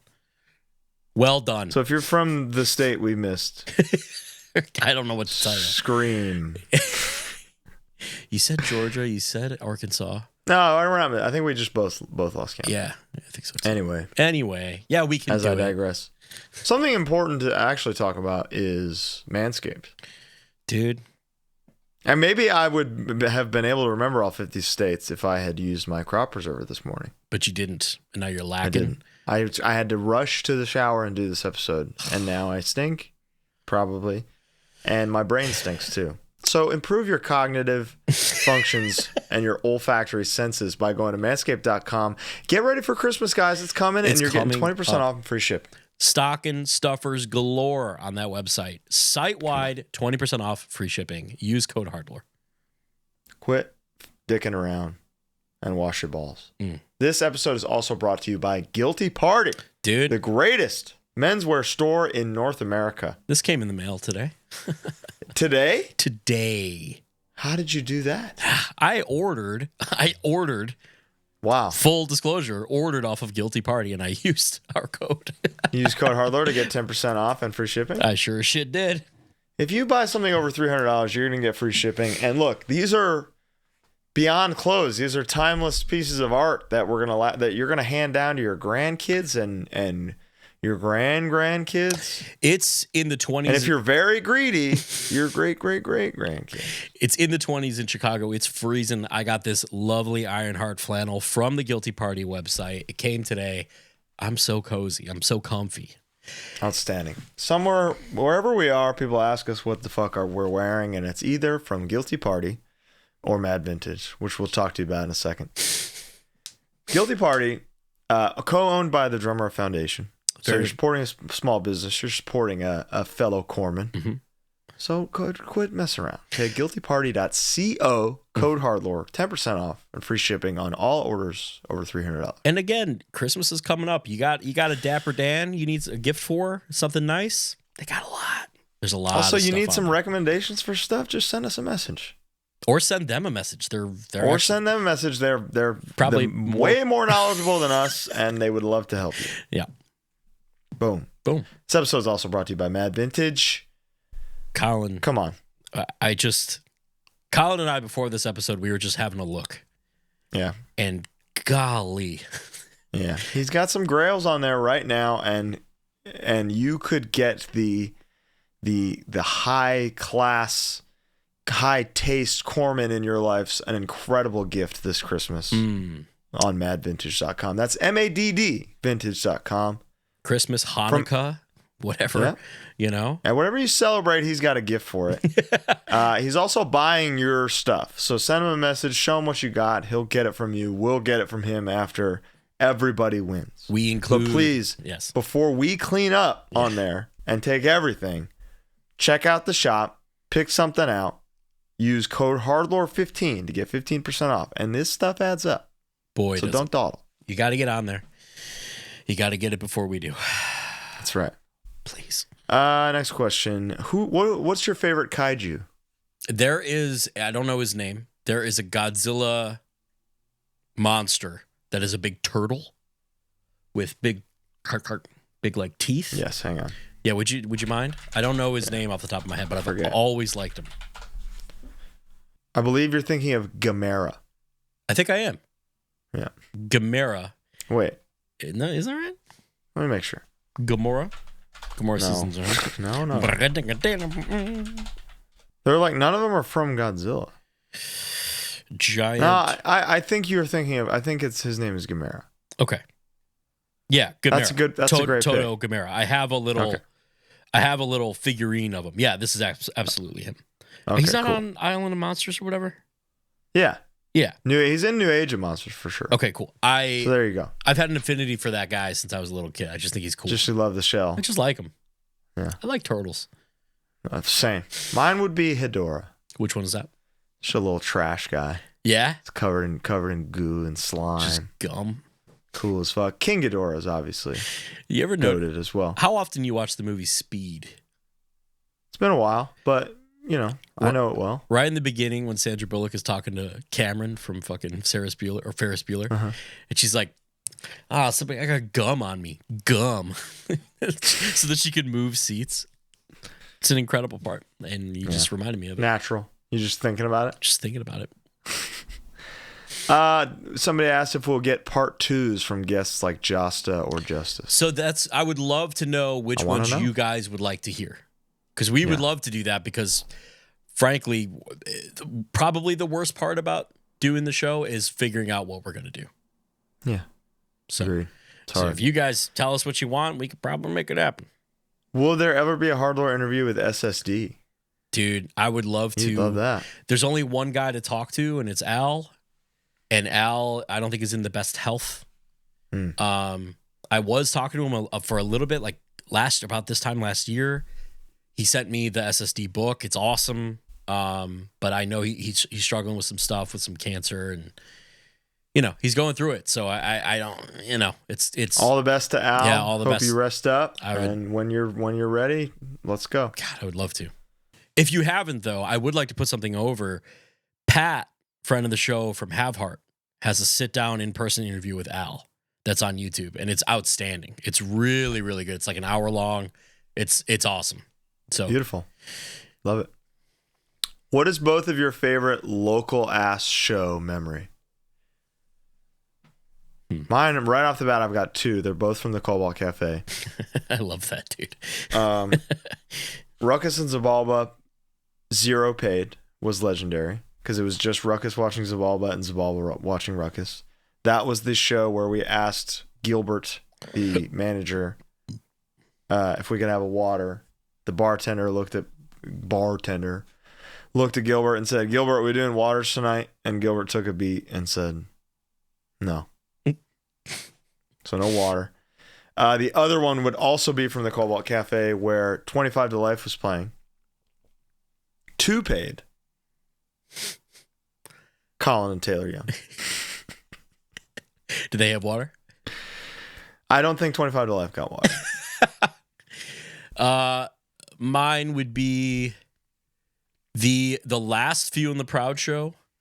Was at a place that no longer does shows called the Galaxy Room, and it was like a dance studio that did quite a few shows, and there was like a horrible blizzard the night of the show, so turnout was like the Few and the Proud. Like it was like, oh wow, if you're gonna be like, if you knew you were gonna go, if like it was like I have to be there, you were there.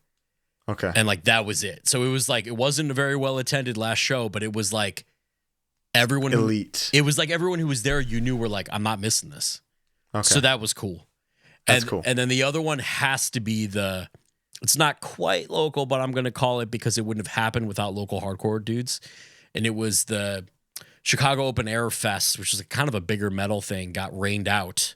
We did a last minute show with Knock Loose, Code Orange, Harm's Way, and Vain at the Metro. Yeah, that's insane. And that was hours before the show happened, and there was 900 people paid. Fucking miracle. It was awesome. That was one of my favorite memories, period. I love it. Every touring band seems to hate playing Germany. How come there's pretty much always 4+ dates there on most Euro tours? I think as for as much hate as Germany gets, it's important to clarify that it is maybe per capita the most diehard music audience on Earth, and other than maybe Brazil, and the US, I think. But like, I would say it's different there. The importance it is different. You're absolutely right. It is very different. I mean, it is like the demo nothing bands can be cult like in Germany right off the bat. They are fans that will stick with you through your worst, and they will tell you that it's your worst to your face. You suck now. But good show. But they're still with you, you know? They don't give up. Also, just geographically, it's fucking huge. It's huge. You're going to crisscross to go to East Europe and to France and get over to the UK or whatever you got to do. Or to get up north to Scandinavia or south to fucking You got to Italy. go through Germany, and it's cheaper to play a show in Germany than to skip it, and that's that. And we've talked about this before, so I don't feel like I'm it's like insider baseball or anything, but there are some venues, there's a lot of venues that get subsidized money from the government because it's somebody in the pest control comments episode last week said we were dead on about that, and we know we've experienced we know. So they get money from local government to put on youth activities, which is great. That's an awesome thing. I fully support that. But unfortunately, what that means is if a tour comes through and the package costs €1,000, let's just say, and the budget for that week at that venue is from the government €1,000, the promoter does not necessarily have to care about promoting the show. There's no incentive of doing anything else because they're not going to lose their ass. The bands are already paid. They don't even need to show up. And that can be problematic. That can lead to no one knowing about the show, and it's certainly has happened. Every time is how that works, and it's happened. So, but bands don't hate to play Germany. It's just you have to play Germany the most with the way that Europe is geographically spread, and not every little fucking village is going to have a strong hardcore scene. Exactly, that's how it is. Yeah, exactly. So, and also like hate is a strong word. Yeah, it's not. We're all lucky to be there. We're all lucky to be there. So please don't take that to heart. It's the coolest thing in the world. That was this guy's question. That was not me. Yeah, phrasing that. Yeah, we're all privileged to get to travel the world playing punk music. Yeah. Favorite holiday TV special? Holiday TV special. Damn. Boy, I haven't watched TV in a long... or just like an episode of a show. Yeah, so probably it's going to be an Office episode. Yeah. Probably Benihana Christmas. Benihana Christmas is fucking unbelievable. It's unbelievable. Do you ever notice that the two waitresses at the restaurant are not the same two who go back to the office? I think that Mindy Kaling wrote that episode, and she's talked about how like that was a joke on top of the joke. On top of the joke. So not only is it not them, they don't know who of the two... God. And we, as the audience, probably didn't notice the first time. Exactly. Yeah. One of the hardest laughs I've gotten out of that show is when Michael's riding in the bike in the very beginning. He goes, "Merry Christmas." Fuck. Merry Christmas. It's just like swearing immediately is so fucking funny. The bleep is perfect. Listen to this question, Bo. I'm ready. Would you rather break edge or eat Subway once a day for a year? Holy shit. Subway once a day for a year.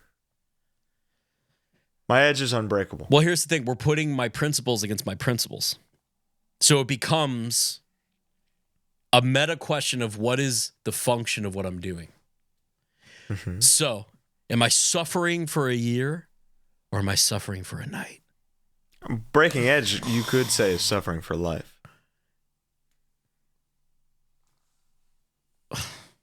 And also, Subway has incredible cookies. You could just do that. I could just eat the cookie, and that counts as eating Subway? You eat Subway once a day. Perfect. He made the mistake of not specifying. I mean the cookies. Boom. Done. Thank you. Foot long cookie, bitch. That was a monkey paw thing right there. Yeah. What would your signature Red Bull flavor be? Oh, cool question. Mine would be the White Monster. It would taste exactly like the White Monster. Maybe I really like the Bluephoria. I really like the sparkling yerba mates as well. So it would be somewhere in there. Something, gotcha. But not super sweet or fake sweet. Dude, that new one, the like Christmas vanilla berry thing. Yeah. It tastes like Peeps to me. I can't stand it. I got you. I don't touch any of that stuff ever. There was a cranberry one. Remember the first like summer one was like a cranberry one? I didn't fuck with it. I've never fucked with any of the seasonal flavors. I liked the cranberry one, but that was it. That's fair. And also, if your local coffee shop had a drink named after your band, what would it be? Yeah, the Twitching Tonic, baby. Come on. Get to work. That's really good. Easy. They're going to do some fucking... I know I can design it, but I can already just imagine some like... Whey protein. Harm's Whey protein latte. Yeah. But maybe just like a nice chai.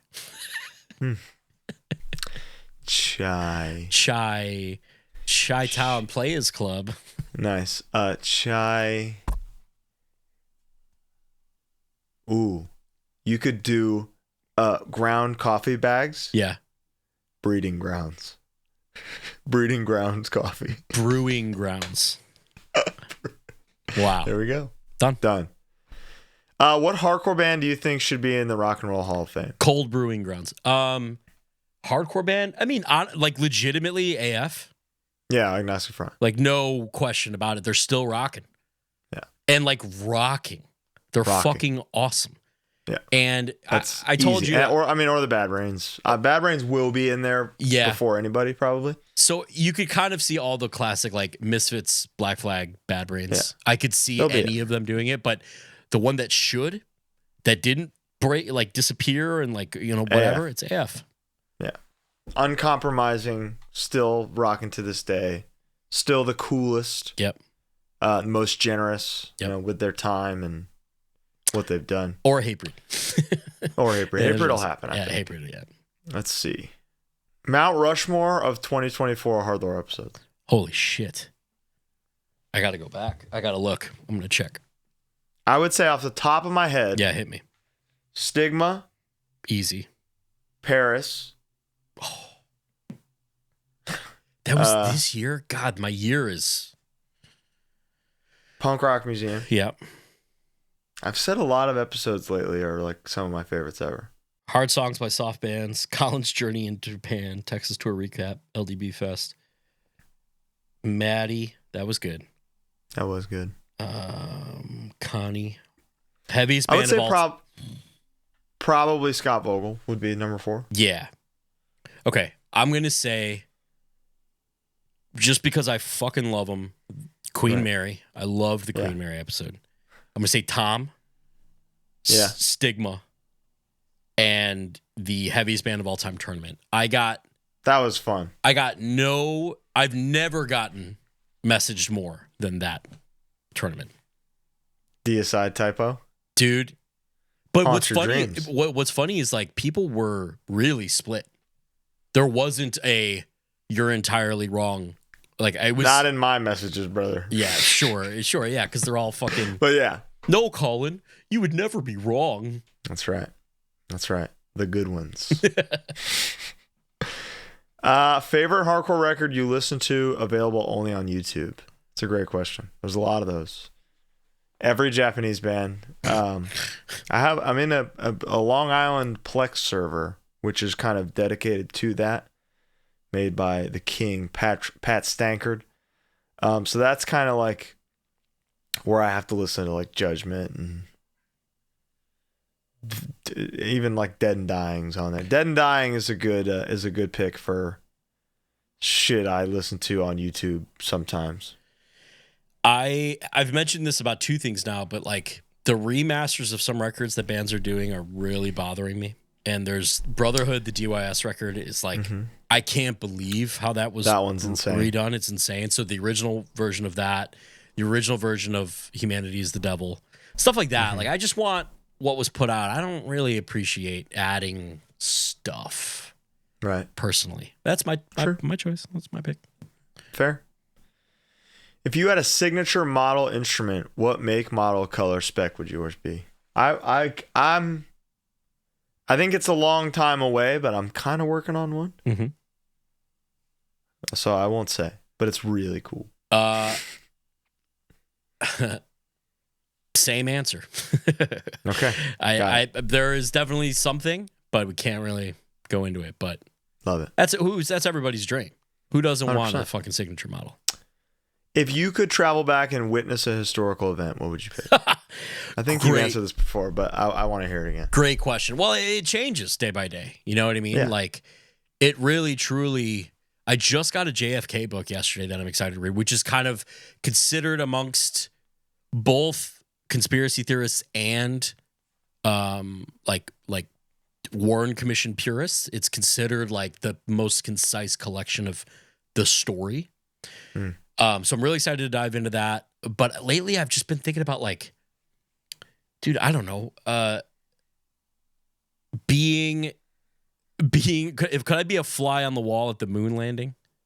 You know, like in the studio. Is there not a greater unanswered question? You know, other than JFK. Here's the thing, dude. With JFK, do you ever think that maybe Lee Harvey Oswald just had an unbelievable shot and fucking nailed it somehow? So the thing about him making that shot is not the unbelievable part. It's everything else around it. It's the fact that the CIA had a dossier on him, that he was in the military, that he defected to Russia and then came back with a Russian bride that was paid for by the State Department. The fact that they found him, the fact that they linked the murder of Officer Tippett to him, even though eyewitnesses saw multiple people running from the shooting. The fact that he was killed by Jack Ruby, who he knew within days of the assassination. Right. The fact that the Cadillac was cleaned out, the fact, like, there's all this stuff that's like, it's all the other things. It's not necessarily the who did what from where. It was an impossible shot. Because it's not an impossible shot. I've seen fucking, dude, you ever go to like a gym, like an Export or something, or a Planet Fitness, and they're playing like the Inspire YouTube channel? It's just like people doing crazy trick shots and like backflips. I can't do any of that, but I know there's people who can. You know what I mean? Right. So that doesn't really mean anything to me. It's everything else. Okay. It's all. Sorry. I'm sorry to bring it up. And then you pull in the Cubans and the CIA and the Vietnam War and LBJ. Dude, there's so much. There's so much else. Message Bo about JFK. And he'll talk to you about it. John Boyga said, how do y'all feel when not only you see fans of the pod at shows, which is the best to begin with, yes, but when they say things like, I'm here with this person and we met on the Discord or met from listening to the show? I think ultimately, above all things, that's when this is over, which it will be someday. That's our legacy, you know? Absolutely. It's getting hardcore is a community. yes, And if we are doing things to boost the community, at the end of the day, that's the goal. boost the community and get people into the music, into different bands, which is part of the community. But those are like the two pillars of what we really want to do. We want it to grow in the right way and put people on to the things we love, and that's it. That's it. And so when people tell us there's nothing more I want to hear than me and this person met because of HardLore. Both of us didn't have anybody to dream. go to this show with, so we decided to link up and go to the show together. Come on, dude. The dream. That's as cool as it gets. Do you fuck with the band The Wonder Years? Never heard them. Heard them. It's not that style of, I don't know if you would call it pop pop punk? punk. I think so. That style is just not really my thing. Gotcha. Yeah, same. Will we ever get a Bad Religion episode? Psst. It's in the works. Thoughts on new Fortnite chapter? Best one yet. That's Period. Crazy. It's an I can't impressive. believe it. It's an impressive thing to say. What are the changes besides just the Japanese style? and stuff? Well, there's a sword.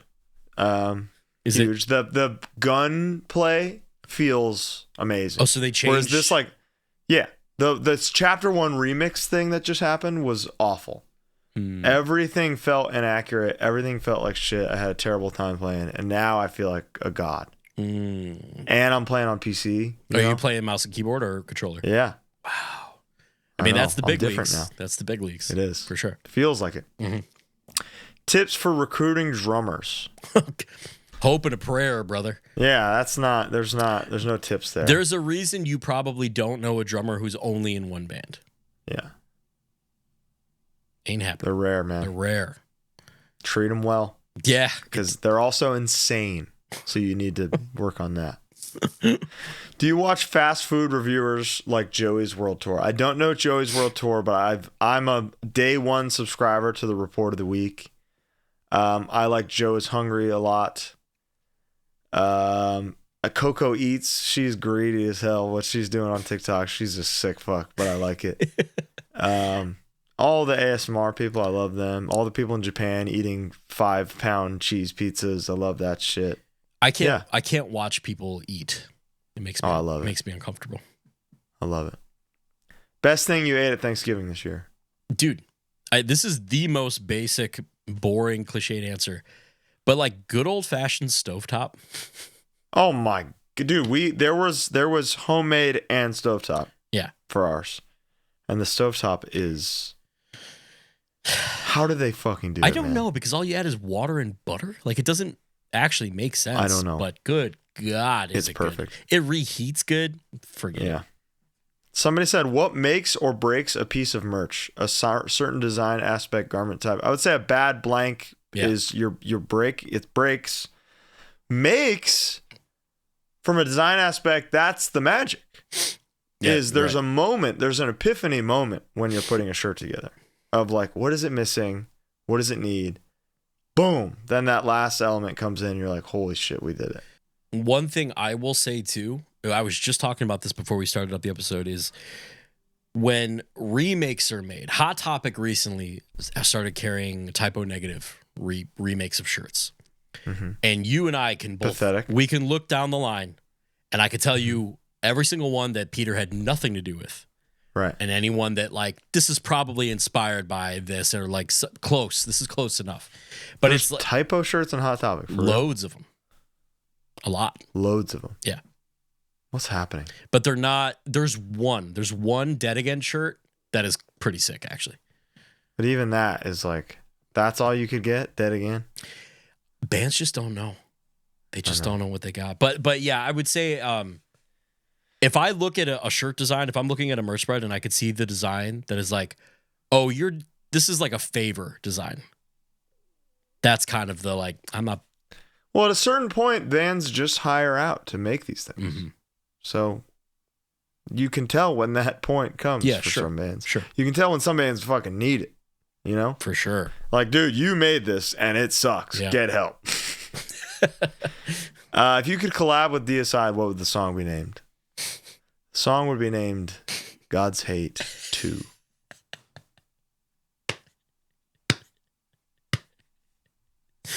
This is really good. This is a funny question. How many vocalists know what they were doing vocally in hardcore? I would say half. Let's say half of hardcore vocalists are great at doing vocals. Like Vogel and Furnace. Those guys know what they're doing. They know what they're doing. Dwid knows what he's doing. I would say half. Are there any classics who don't know what they're doing, but it still works? There's guys who learned what they're doing and then it gets worse. Maybe we don't talk. They lose that au natural. Oh, true. That's true. A bit of an odd question. Which fictional character do you channel, whether it be on stage or in life? Fictional character.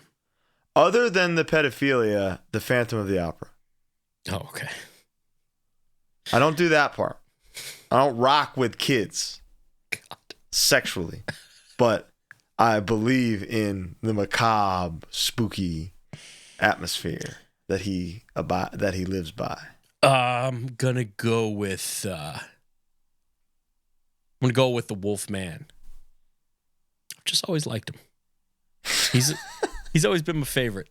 It's a real diplomatic answer compared to mine. Yeah. Well, I like the fact that he turns into something that he can't control.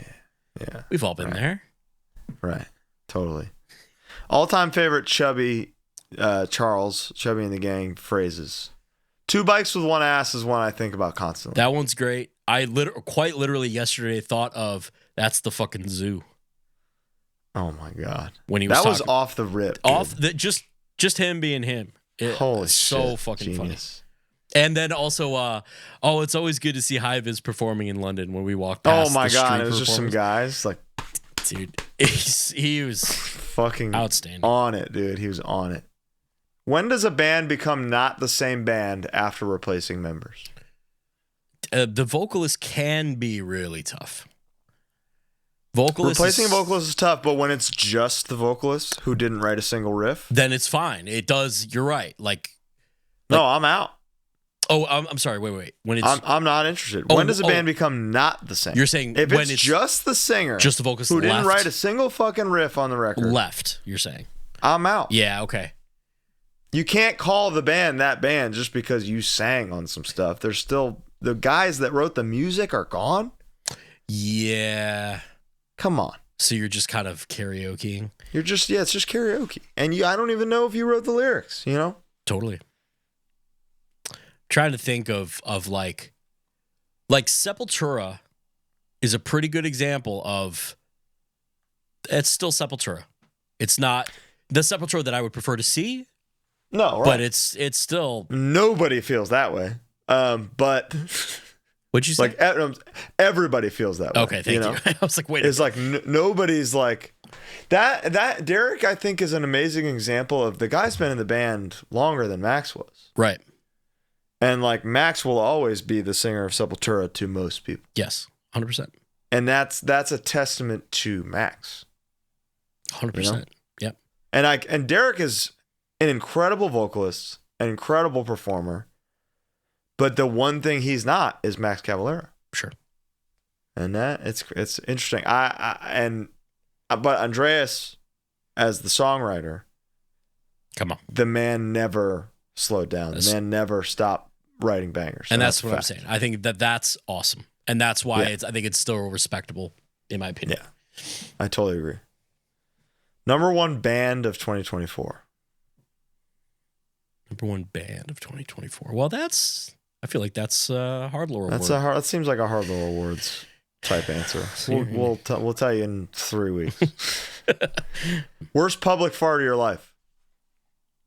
The fucked up thing is, dude, I know you have this in a Rolodex in your head, and I don't have this because I don't. I would say one that affected me mentally. The headphones was one, right? It had to be. No, that was fine. Okay. That was funny. Okay. Okay. That was loud and like a bad fart. Yeah. But it wasn't detrimental to my well-being. Okay. In 4th grade, I was blamed because I farted one time during reading time. God. I was blamed for every subsequent fart in the class for the rest of the year. Lee Harvey Oswald. Me, dude. Straight up. Yeah. Lee Shardy Oswald. It's pretty good. Thank you.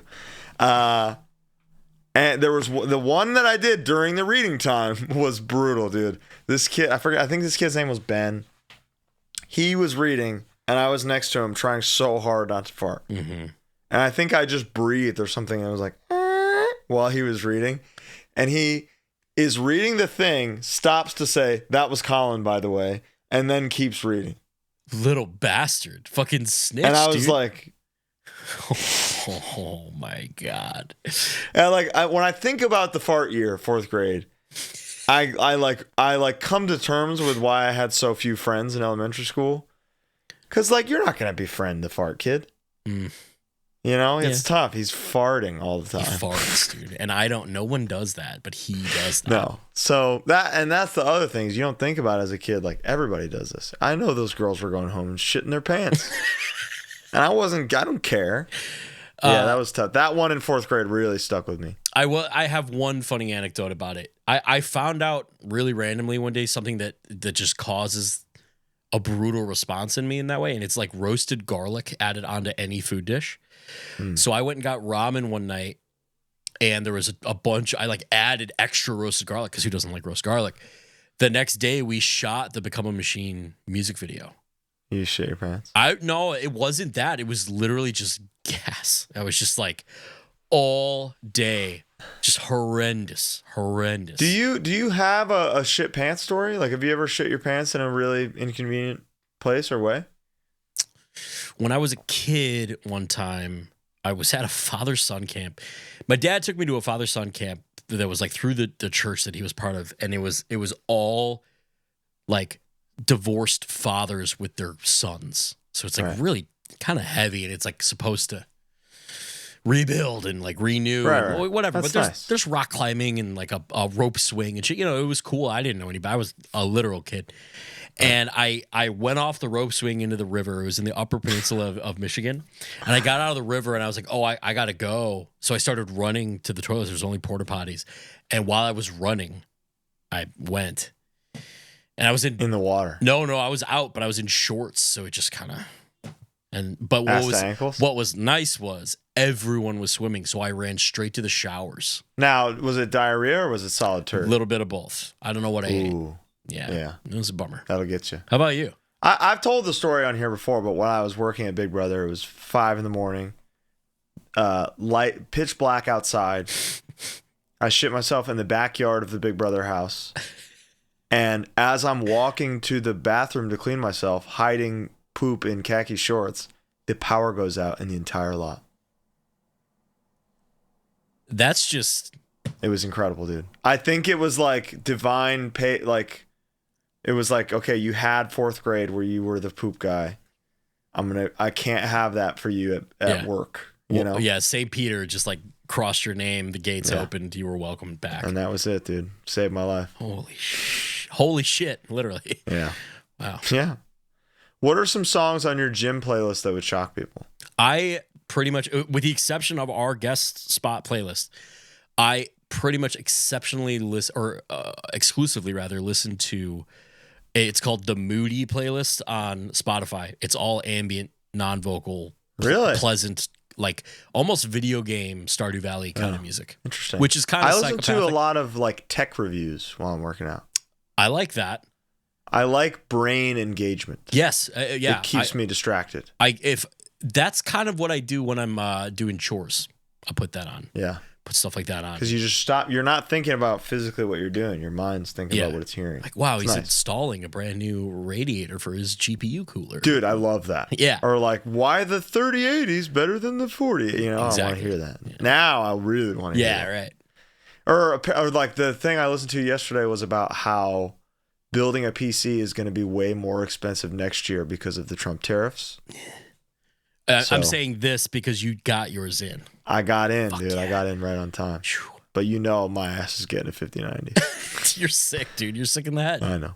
But then I get to give Lana my 4090. True, and that's we can build her one together. That's exactly what I'm doing with my computer. Yeah, that's right. She gets that. Yeah. I'm giving Lana my computer. Yeah. Exactly. Favorite album from the year you were born? 87. Wow. Great year. Great Mine year. is Typo Negative, Slow, Deep, and Hard, 1991. Because Taylor's 87, and it's poetic because Retaliation was 87. Right. So he has the last Carnivore record. I have the first Typo record. Of this brief list that I'm seeing, I will say, Bad by Michael Jackson came out. But I'm going to say, yeah, pretty fucking sick. But I'm going to say Strange Ways by the Smiths.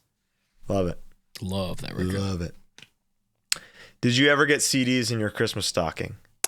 Yeah, I got the... CDs were wrapped. CDs were wrapped. That's true. CDs were wrapped. But stocking was like Charles & Choose. Shoot, a lot of Charles & Choose. Did you get oranges in your stockings? I don't think, no. Dad was like, I'm not fucking putting oranges We in got oranges. Nice. By we, I mean my mom and me, because she put oranges in our stockings. The Coffin box set was a Christmas present, as I said. Right. Possibly in the stocking. Wow. That's the greatest stocking stuffer of all You know time. what was always in the stocking? A video game. That's really nice. Because like a DVD case, fits right in the stocking. It was always like one thing that was, dude, my mom, props to my mom, but she always made Christmas like a banger. Like every year she would get me kind of the thing. It was awesome. I don't know how she did it, frankly, but she did it. And one year I knew she got me Tony Hawk for the N64 because I only had an N64. And it was the night before Christmas. And I was just like, Mom, you're going to make me go and rent this right now. I'm going to have to do it all over again. And I just pestered her all night until she fucking gave it to me. She was so mad. She's like, don't Taylor did ask the me. exact same thing with WrestleMania 2000 for N64. What a game. Where it was like, Dad, listen, we could play this right now. And we'll leave I you alone. can see it. I'll leave you I alone. can feel all night. that through the package, Yeah. Yeah. It's great. Most surprising person who is down with heavy music? Great question. Down with. So let's say Here's the thing. I obviously we know this, and it's well documented in last week's episode. But the general public doesn't know the extent that Ice-T is down with heavy music. Dude. No. He knows. He is fucking tapped in. He's tapped in. That's a good point. That's a really good point. Saw him and the body count dudes like walk into catering at Hellfest, and there was That's one guy I'm dapping. I'm going. Move. Really. Psh, dap. Wow. I don't. I've never met him. I've never seen him. He's getting dapped. He looked cool. Body count, dude. Body count was wearing all body count gear too. It was Sick pretty as fuck. sick. Yeah, it was awesome. Suicidal vibes. Yeah. Do you guys put glasses in the cabinets lid up or lid down? Down. Oh, I'm up. Really? I have like a rubber mat thing, and then I have it down so no dust gets in there. I don't like dust. See, I don't have anything like that. Mm-hmm. I don't. Mine are not clean very long. Dude. I'm using those. Do you have a dishwasher? Yeah. I just talked to my mom the other day. I haven't had a dishwasher since I moved out of her house. And you really, I only have 2 forks, 2 plates because it's just me, And even then alone, I'm like, fuck, man. I'm always. Yeah, I have dishes. this thing where my legs get itchy when I'm washing dishes. I think it's an ADHD thing or something. Yeah. So thank God I have a dishwasher. There's also a level of bow clean because again, if it's just me and if I'm just cooking for me, I don't need my glass to be perfect. No, I know that's my lips on there. Yeah, it's fine. It's fine. Rank Twitching Tongues albums. Can you give an honest ranking? Do you think? Yeah, I think so. I would go In Love #1. I think it's our classic record, and I think that I'm at peace with that. I would go Gaining Purpose 2 because I think 2 of the best songs I've ever personally written are on there. Disharmony 3, Hardest 1, and that's inarguable. And I think that's people's problem with it. Sleep Therapy 4. As your friend and as a genuine fan of your band, I 100% agree with that ranking. I think that's the objective truth. It's objective. Yeah. Yeah. All right. That's good. I'm comfortable with that. What animal would you anamorph into? Dude, fucking grizzly. Oh, I'd love to be a big old bear. That would be Stand cool. up, just look around. I would want to fly. No, that would be something. Yeah. So probably eagle or bat. Dude, bat would be crazy. Bat would be dope. But then I'm not deadly. No, you know? no. Do you want to be deadly? Yeah, I think I need to be able to stand my ground. Living as a bird seems miserable. Yeah. Like you just, but anamorphing into a bird to get where I need to go. True. Dope. Yeah, good point. What, Make me an eagle. I'll be an eagle. A bear, I'd just be sleeping and eating. I'd just be me. Yeah. I don't. It's the same as I am right now. Absolutely.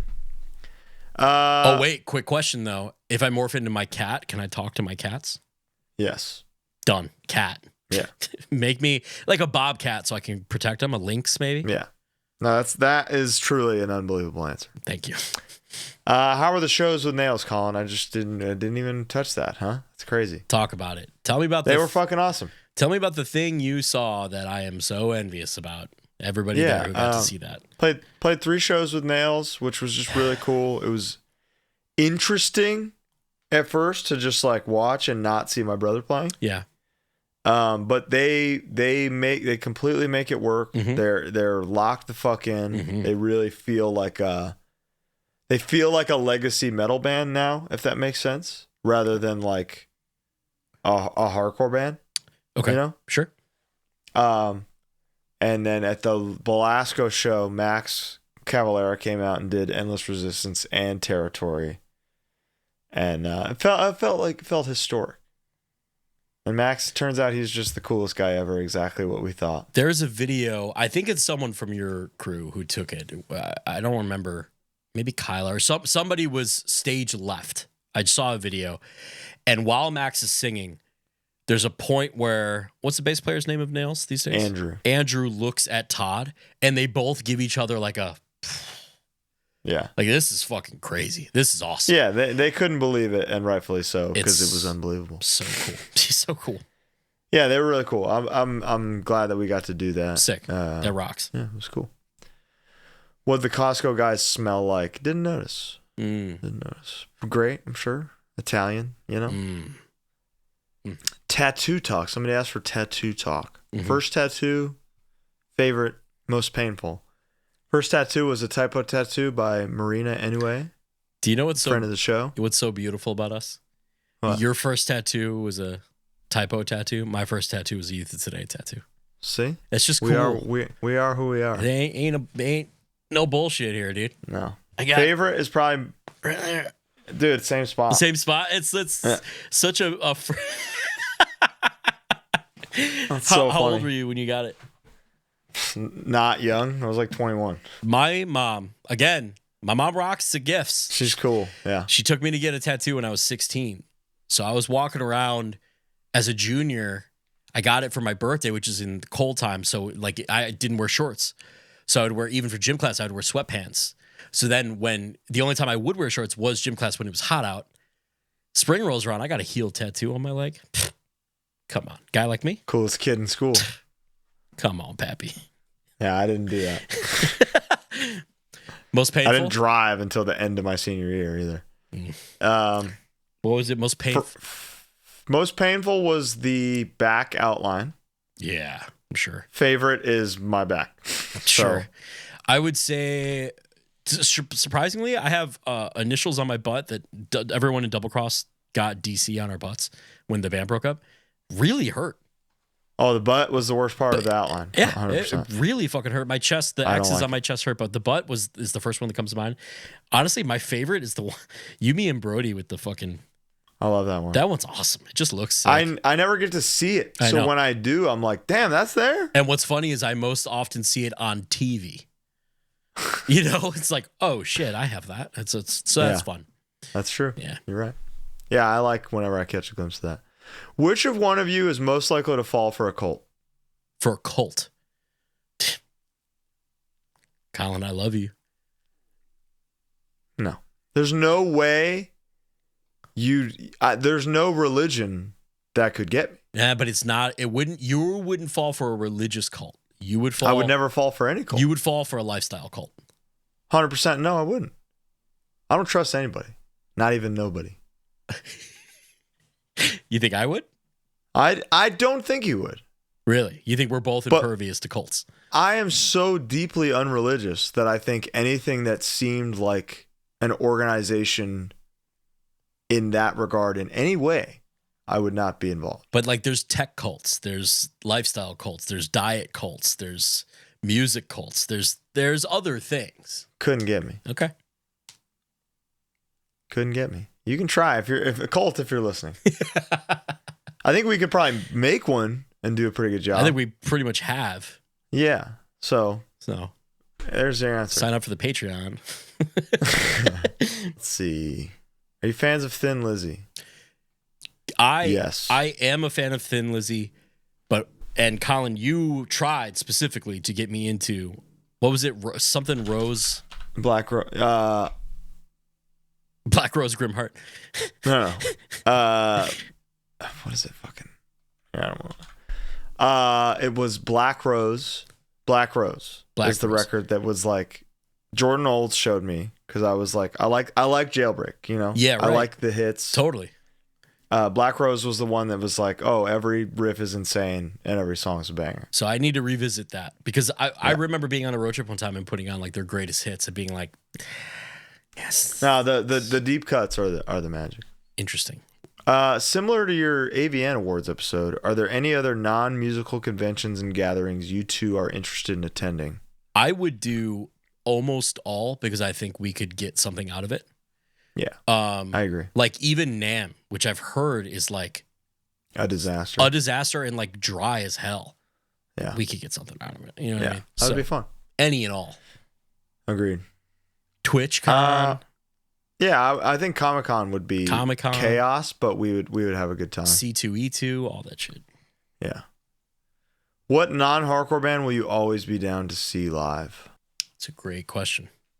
There aren't many. I would have said Motorhead would have been my answer. Who would I just not say no about? Choir Boy. I love Choir Boy.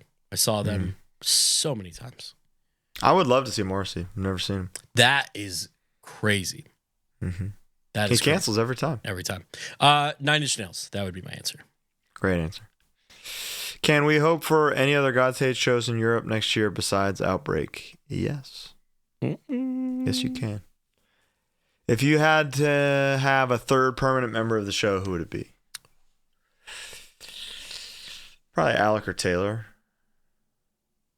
Taylor as like... Alec is a good choice because there's still the synergy. Taylor's dryness is just very different than ours. But Taylor being the guy kind of in the booth that the camera cuts to occasionally there's something there. There's a magic there for sure. That would be the dream. Yeah. 2025 is the 10-year anniversaries of Rust and Disharmony and the 15th anniversary of No Gods. Do we have anything special planned? Holy shit. That's fucked up. I'll say yes, but there's not a whole lot I can talk about. I would say in a perfect world, yeah, but probably not. I think an album playthrough of Disharmony would be improbable. Be so hard. It's a crazy record. Yeah, it's fucked up. Thoughts on the new High Vis record, Guided Tour? Fantastic. It's awesome. We will talk about it at length in the HardLore Awards. A zombie outbreak has been announced. Love it. What do you guys do in the first 72 hours if you were together? If we're together, let's pick. I would ask you in the first. What? Let's pick where we are. I'm going to go ahead and say it doesn't matter where we are. 30 minutes into a zombie outbreak, if my dogs and wife are dead, I'm asking you to shoot me in the head. I won't have a gun if we're not here. No. We're here. We're fine. Or we'll find a gun. Okay. Yeah. All right. Or just fucking do something, you know? Yeah. I need you to kill me. I can't. I do not need to live that bad. Okay. So I have a dash of like doomer prepper in me where I like once every season I'll like freak myself out and go too far down a rabbit hole and be like, blackout's coming. What am I going to do? You know? And you think that you're less likely to fall for a cult than me? Listen, I don't have blackout's coming. I don't have a bunker. You live in a place where blackouts happen. And yet I'm not concerned. Yeah, because you're ready to die. My whole goal though is to be alive long enough to get my mom out. So like I do have some food here. I do have some water. I have weapons, whatever, to get out of the city. But if mom's dead, if Taylor's dead, whatever, much like you, I'm out. No problem. I'm all good. So yeah, I'm done. It just kind of depends on where we are. But I think getting out of a city is the first thing, and you and I are so fucked. It's not happening. I don't have a car, and you have an electric car. Yeah, I'm fucked. That motherfucker's dying day one. Let's see. What's on y'all's workout playlist right now? I've only been listening to the Best Guest Vocals playlist. It's actually true. That and the Moody playlist on Spotify. Check it out. It's really right. What game show or reality show could you win, Big Brother? You think you could win? 100%. You think, because I don't know the show that well, but you've described it to me. Like, you think you would, like, fuck people over and stuff? I'm good at wolves and mafia, and that's what the social aspect of the game is. Right. It's lying to ascend in the hierarchy, and then physically, I've already been testing the competitions for years, and I was really good at them. And now I'm much stronger than I was then. So even though like endurance ones, I think I would be better at. Jeopardy. And it's been 7 years since I worked for the show, so I think legally I can do it again. Interesting. Put me on Jeopardy. I think I could do good. Like regular Jeopardy? Regular Jeopardy is definitely harder, and I probably wouldn't do as good as many people. Now, Teen Jeopardy, I'm wiping the floor with these snot-nosed fucks. That'd be awesome. I'm the best teen. Or what's Jeopardy. that? Are you smarter than a fifth grader? Yes, I am. 100%. Put me in. I got that one. And I could whoop them all. Are shrimp in fact bugs? Of course. They're crustaceans, which is a type of bug. It's a bug. And I as somebody who loves seafood, I do sometimes get creeped out by lobsters. Crawfish freak me out. Shrimp are kind of crawfish. So there is part of it where I can't think about it. Soft shell crab, that's fucking gross, dude. That's gross. I love it. I'm all in. Somebody said, what's your favorite slang for penis? Hammer. Hammer's amazing. My favorite thing related to that is crack one. Oh, yeah. I got to crack. Cracking a nut. Dude, I got to go crack one. Amazing. Open air. Open air is fucking unbelievable. It's genius. As music people who also enjoy movies, what music movie gets music the best and what gets it the worst? Green Room's pretty good. Green Room's pretty good. Probably the best. I think we've said that it was the best. We did, yeah. The worst?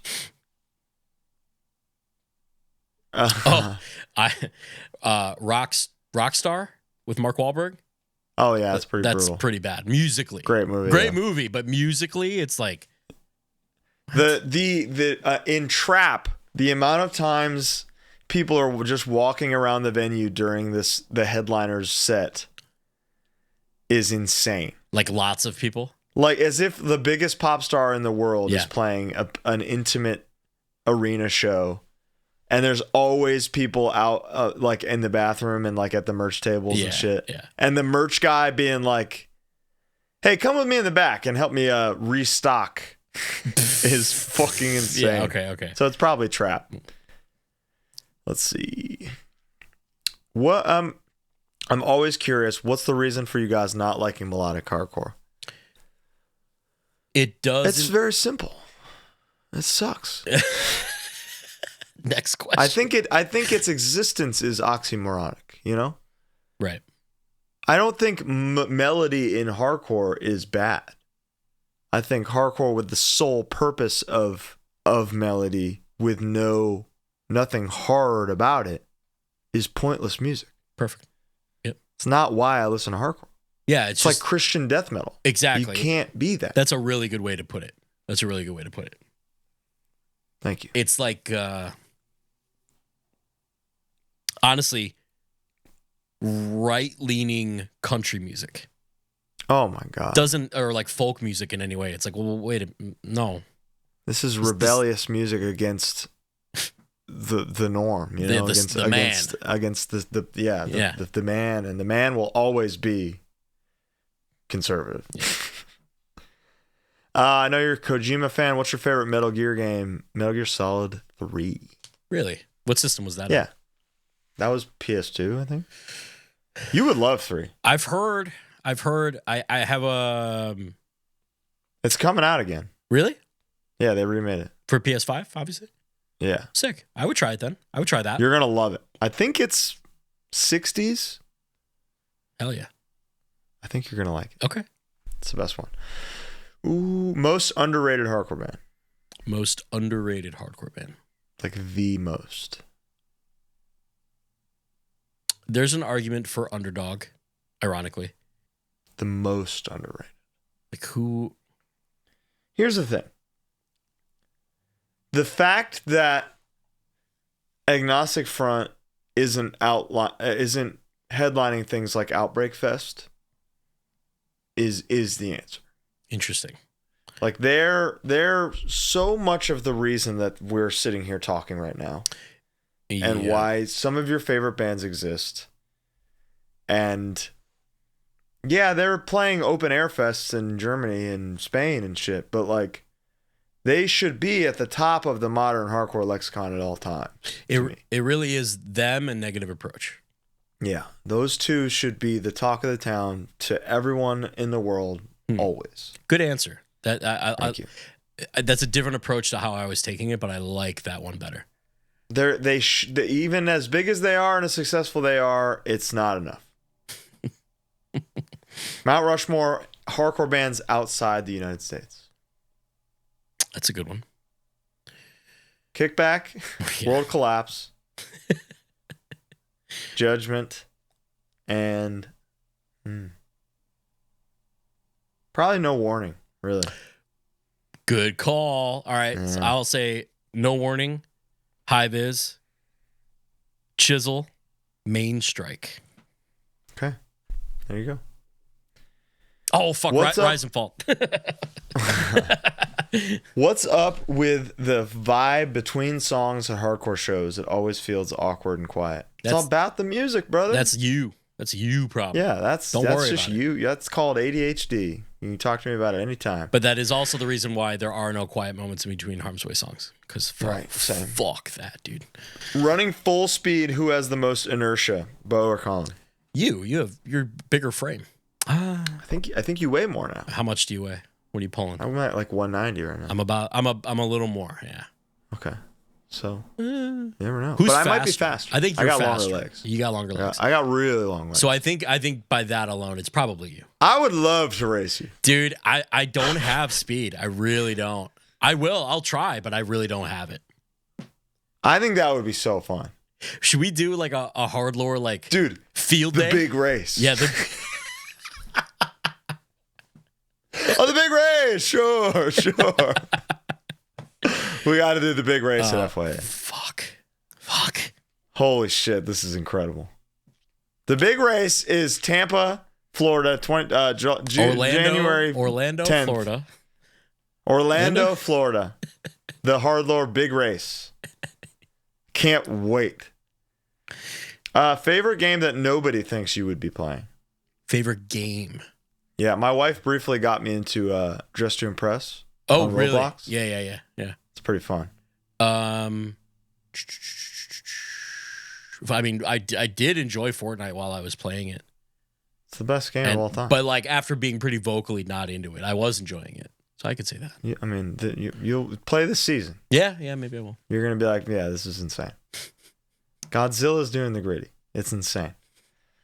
What is an unpopular opinion you guys hold, but is a hill you are willing to die on? I'm so sick of corn off the cob in any meal. I don't think it contributes anything positive to the thing I'm eating. Whether it's a fucking burrito bowl or ramen. Wow. Or for some reason, some breakfast things have corn in them. I think corn is fucking bullshit. Keep it on the cob. It's mid. You don't digest it. It tastes like shit. Butter is great, obviously. Mexican corn rips because it's just covered in other stuff. But once it's off the cob, I don't trust it. I don't need it. I'm fucking sick of it. Interesting. I would say it's also food related is a la Cane's. If a sauce is required to make your meal, then your meal is bullshit. It's a vessel for sauce. That's just boring. No, but what you're saying is like, I know it's an unpopular opinion that you are willing to die on, so you recognize that it's unpopular. But like the foundation of food, I'm not going to argue with you because I just said corn is bullshit. We're both wrong, and it's fine. You know? Yeah. Sauce is there to improve what you're eating.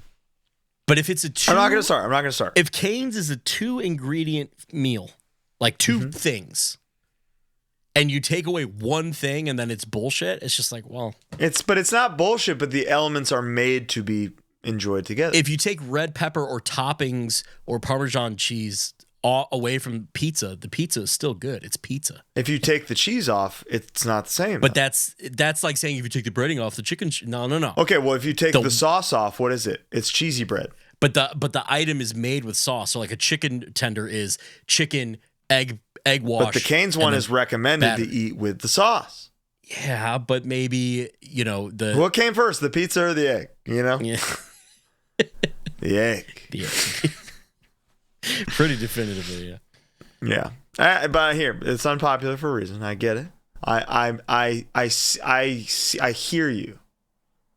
But every 5-star restaurant has a saucier whose whole job is to include a sauce that makes the food better. Right, but I'm sure the food on its own would still be outstanding. Probably, but that's why it's $1,000 and Cane's is $8.99 and delivers to me now. So my life is so much better. Cane. Top 5 Cranberries songs. Wow.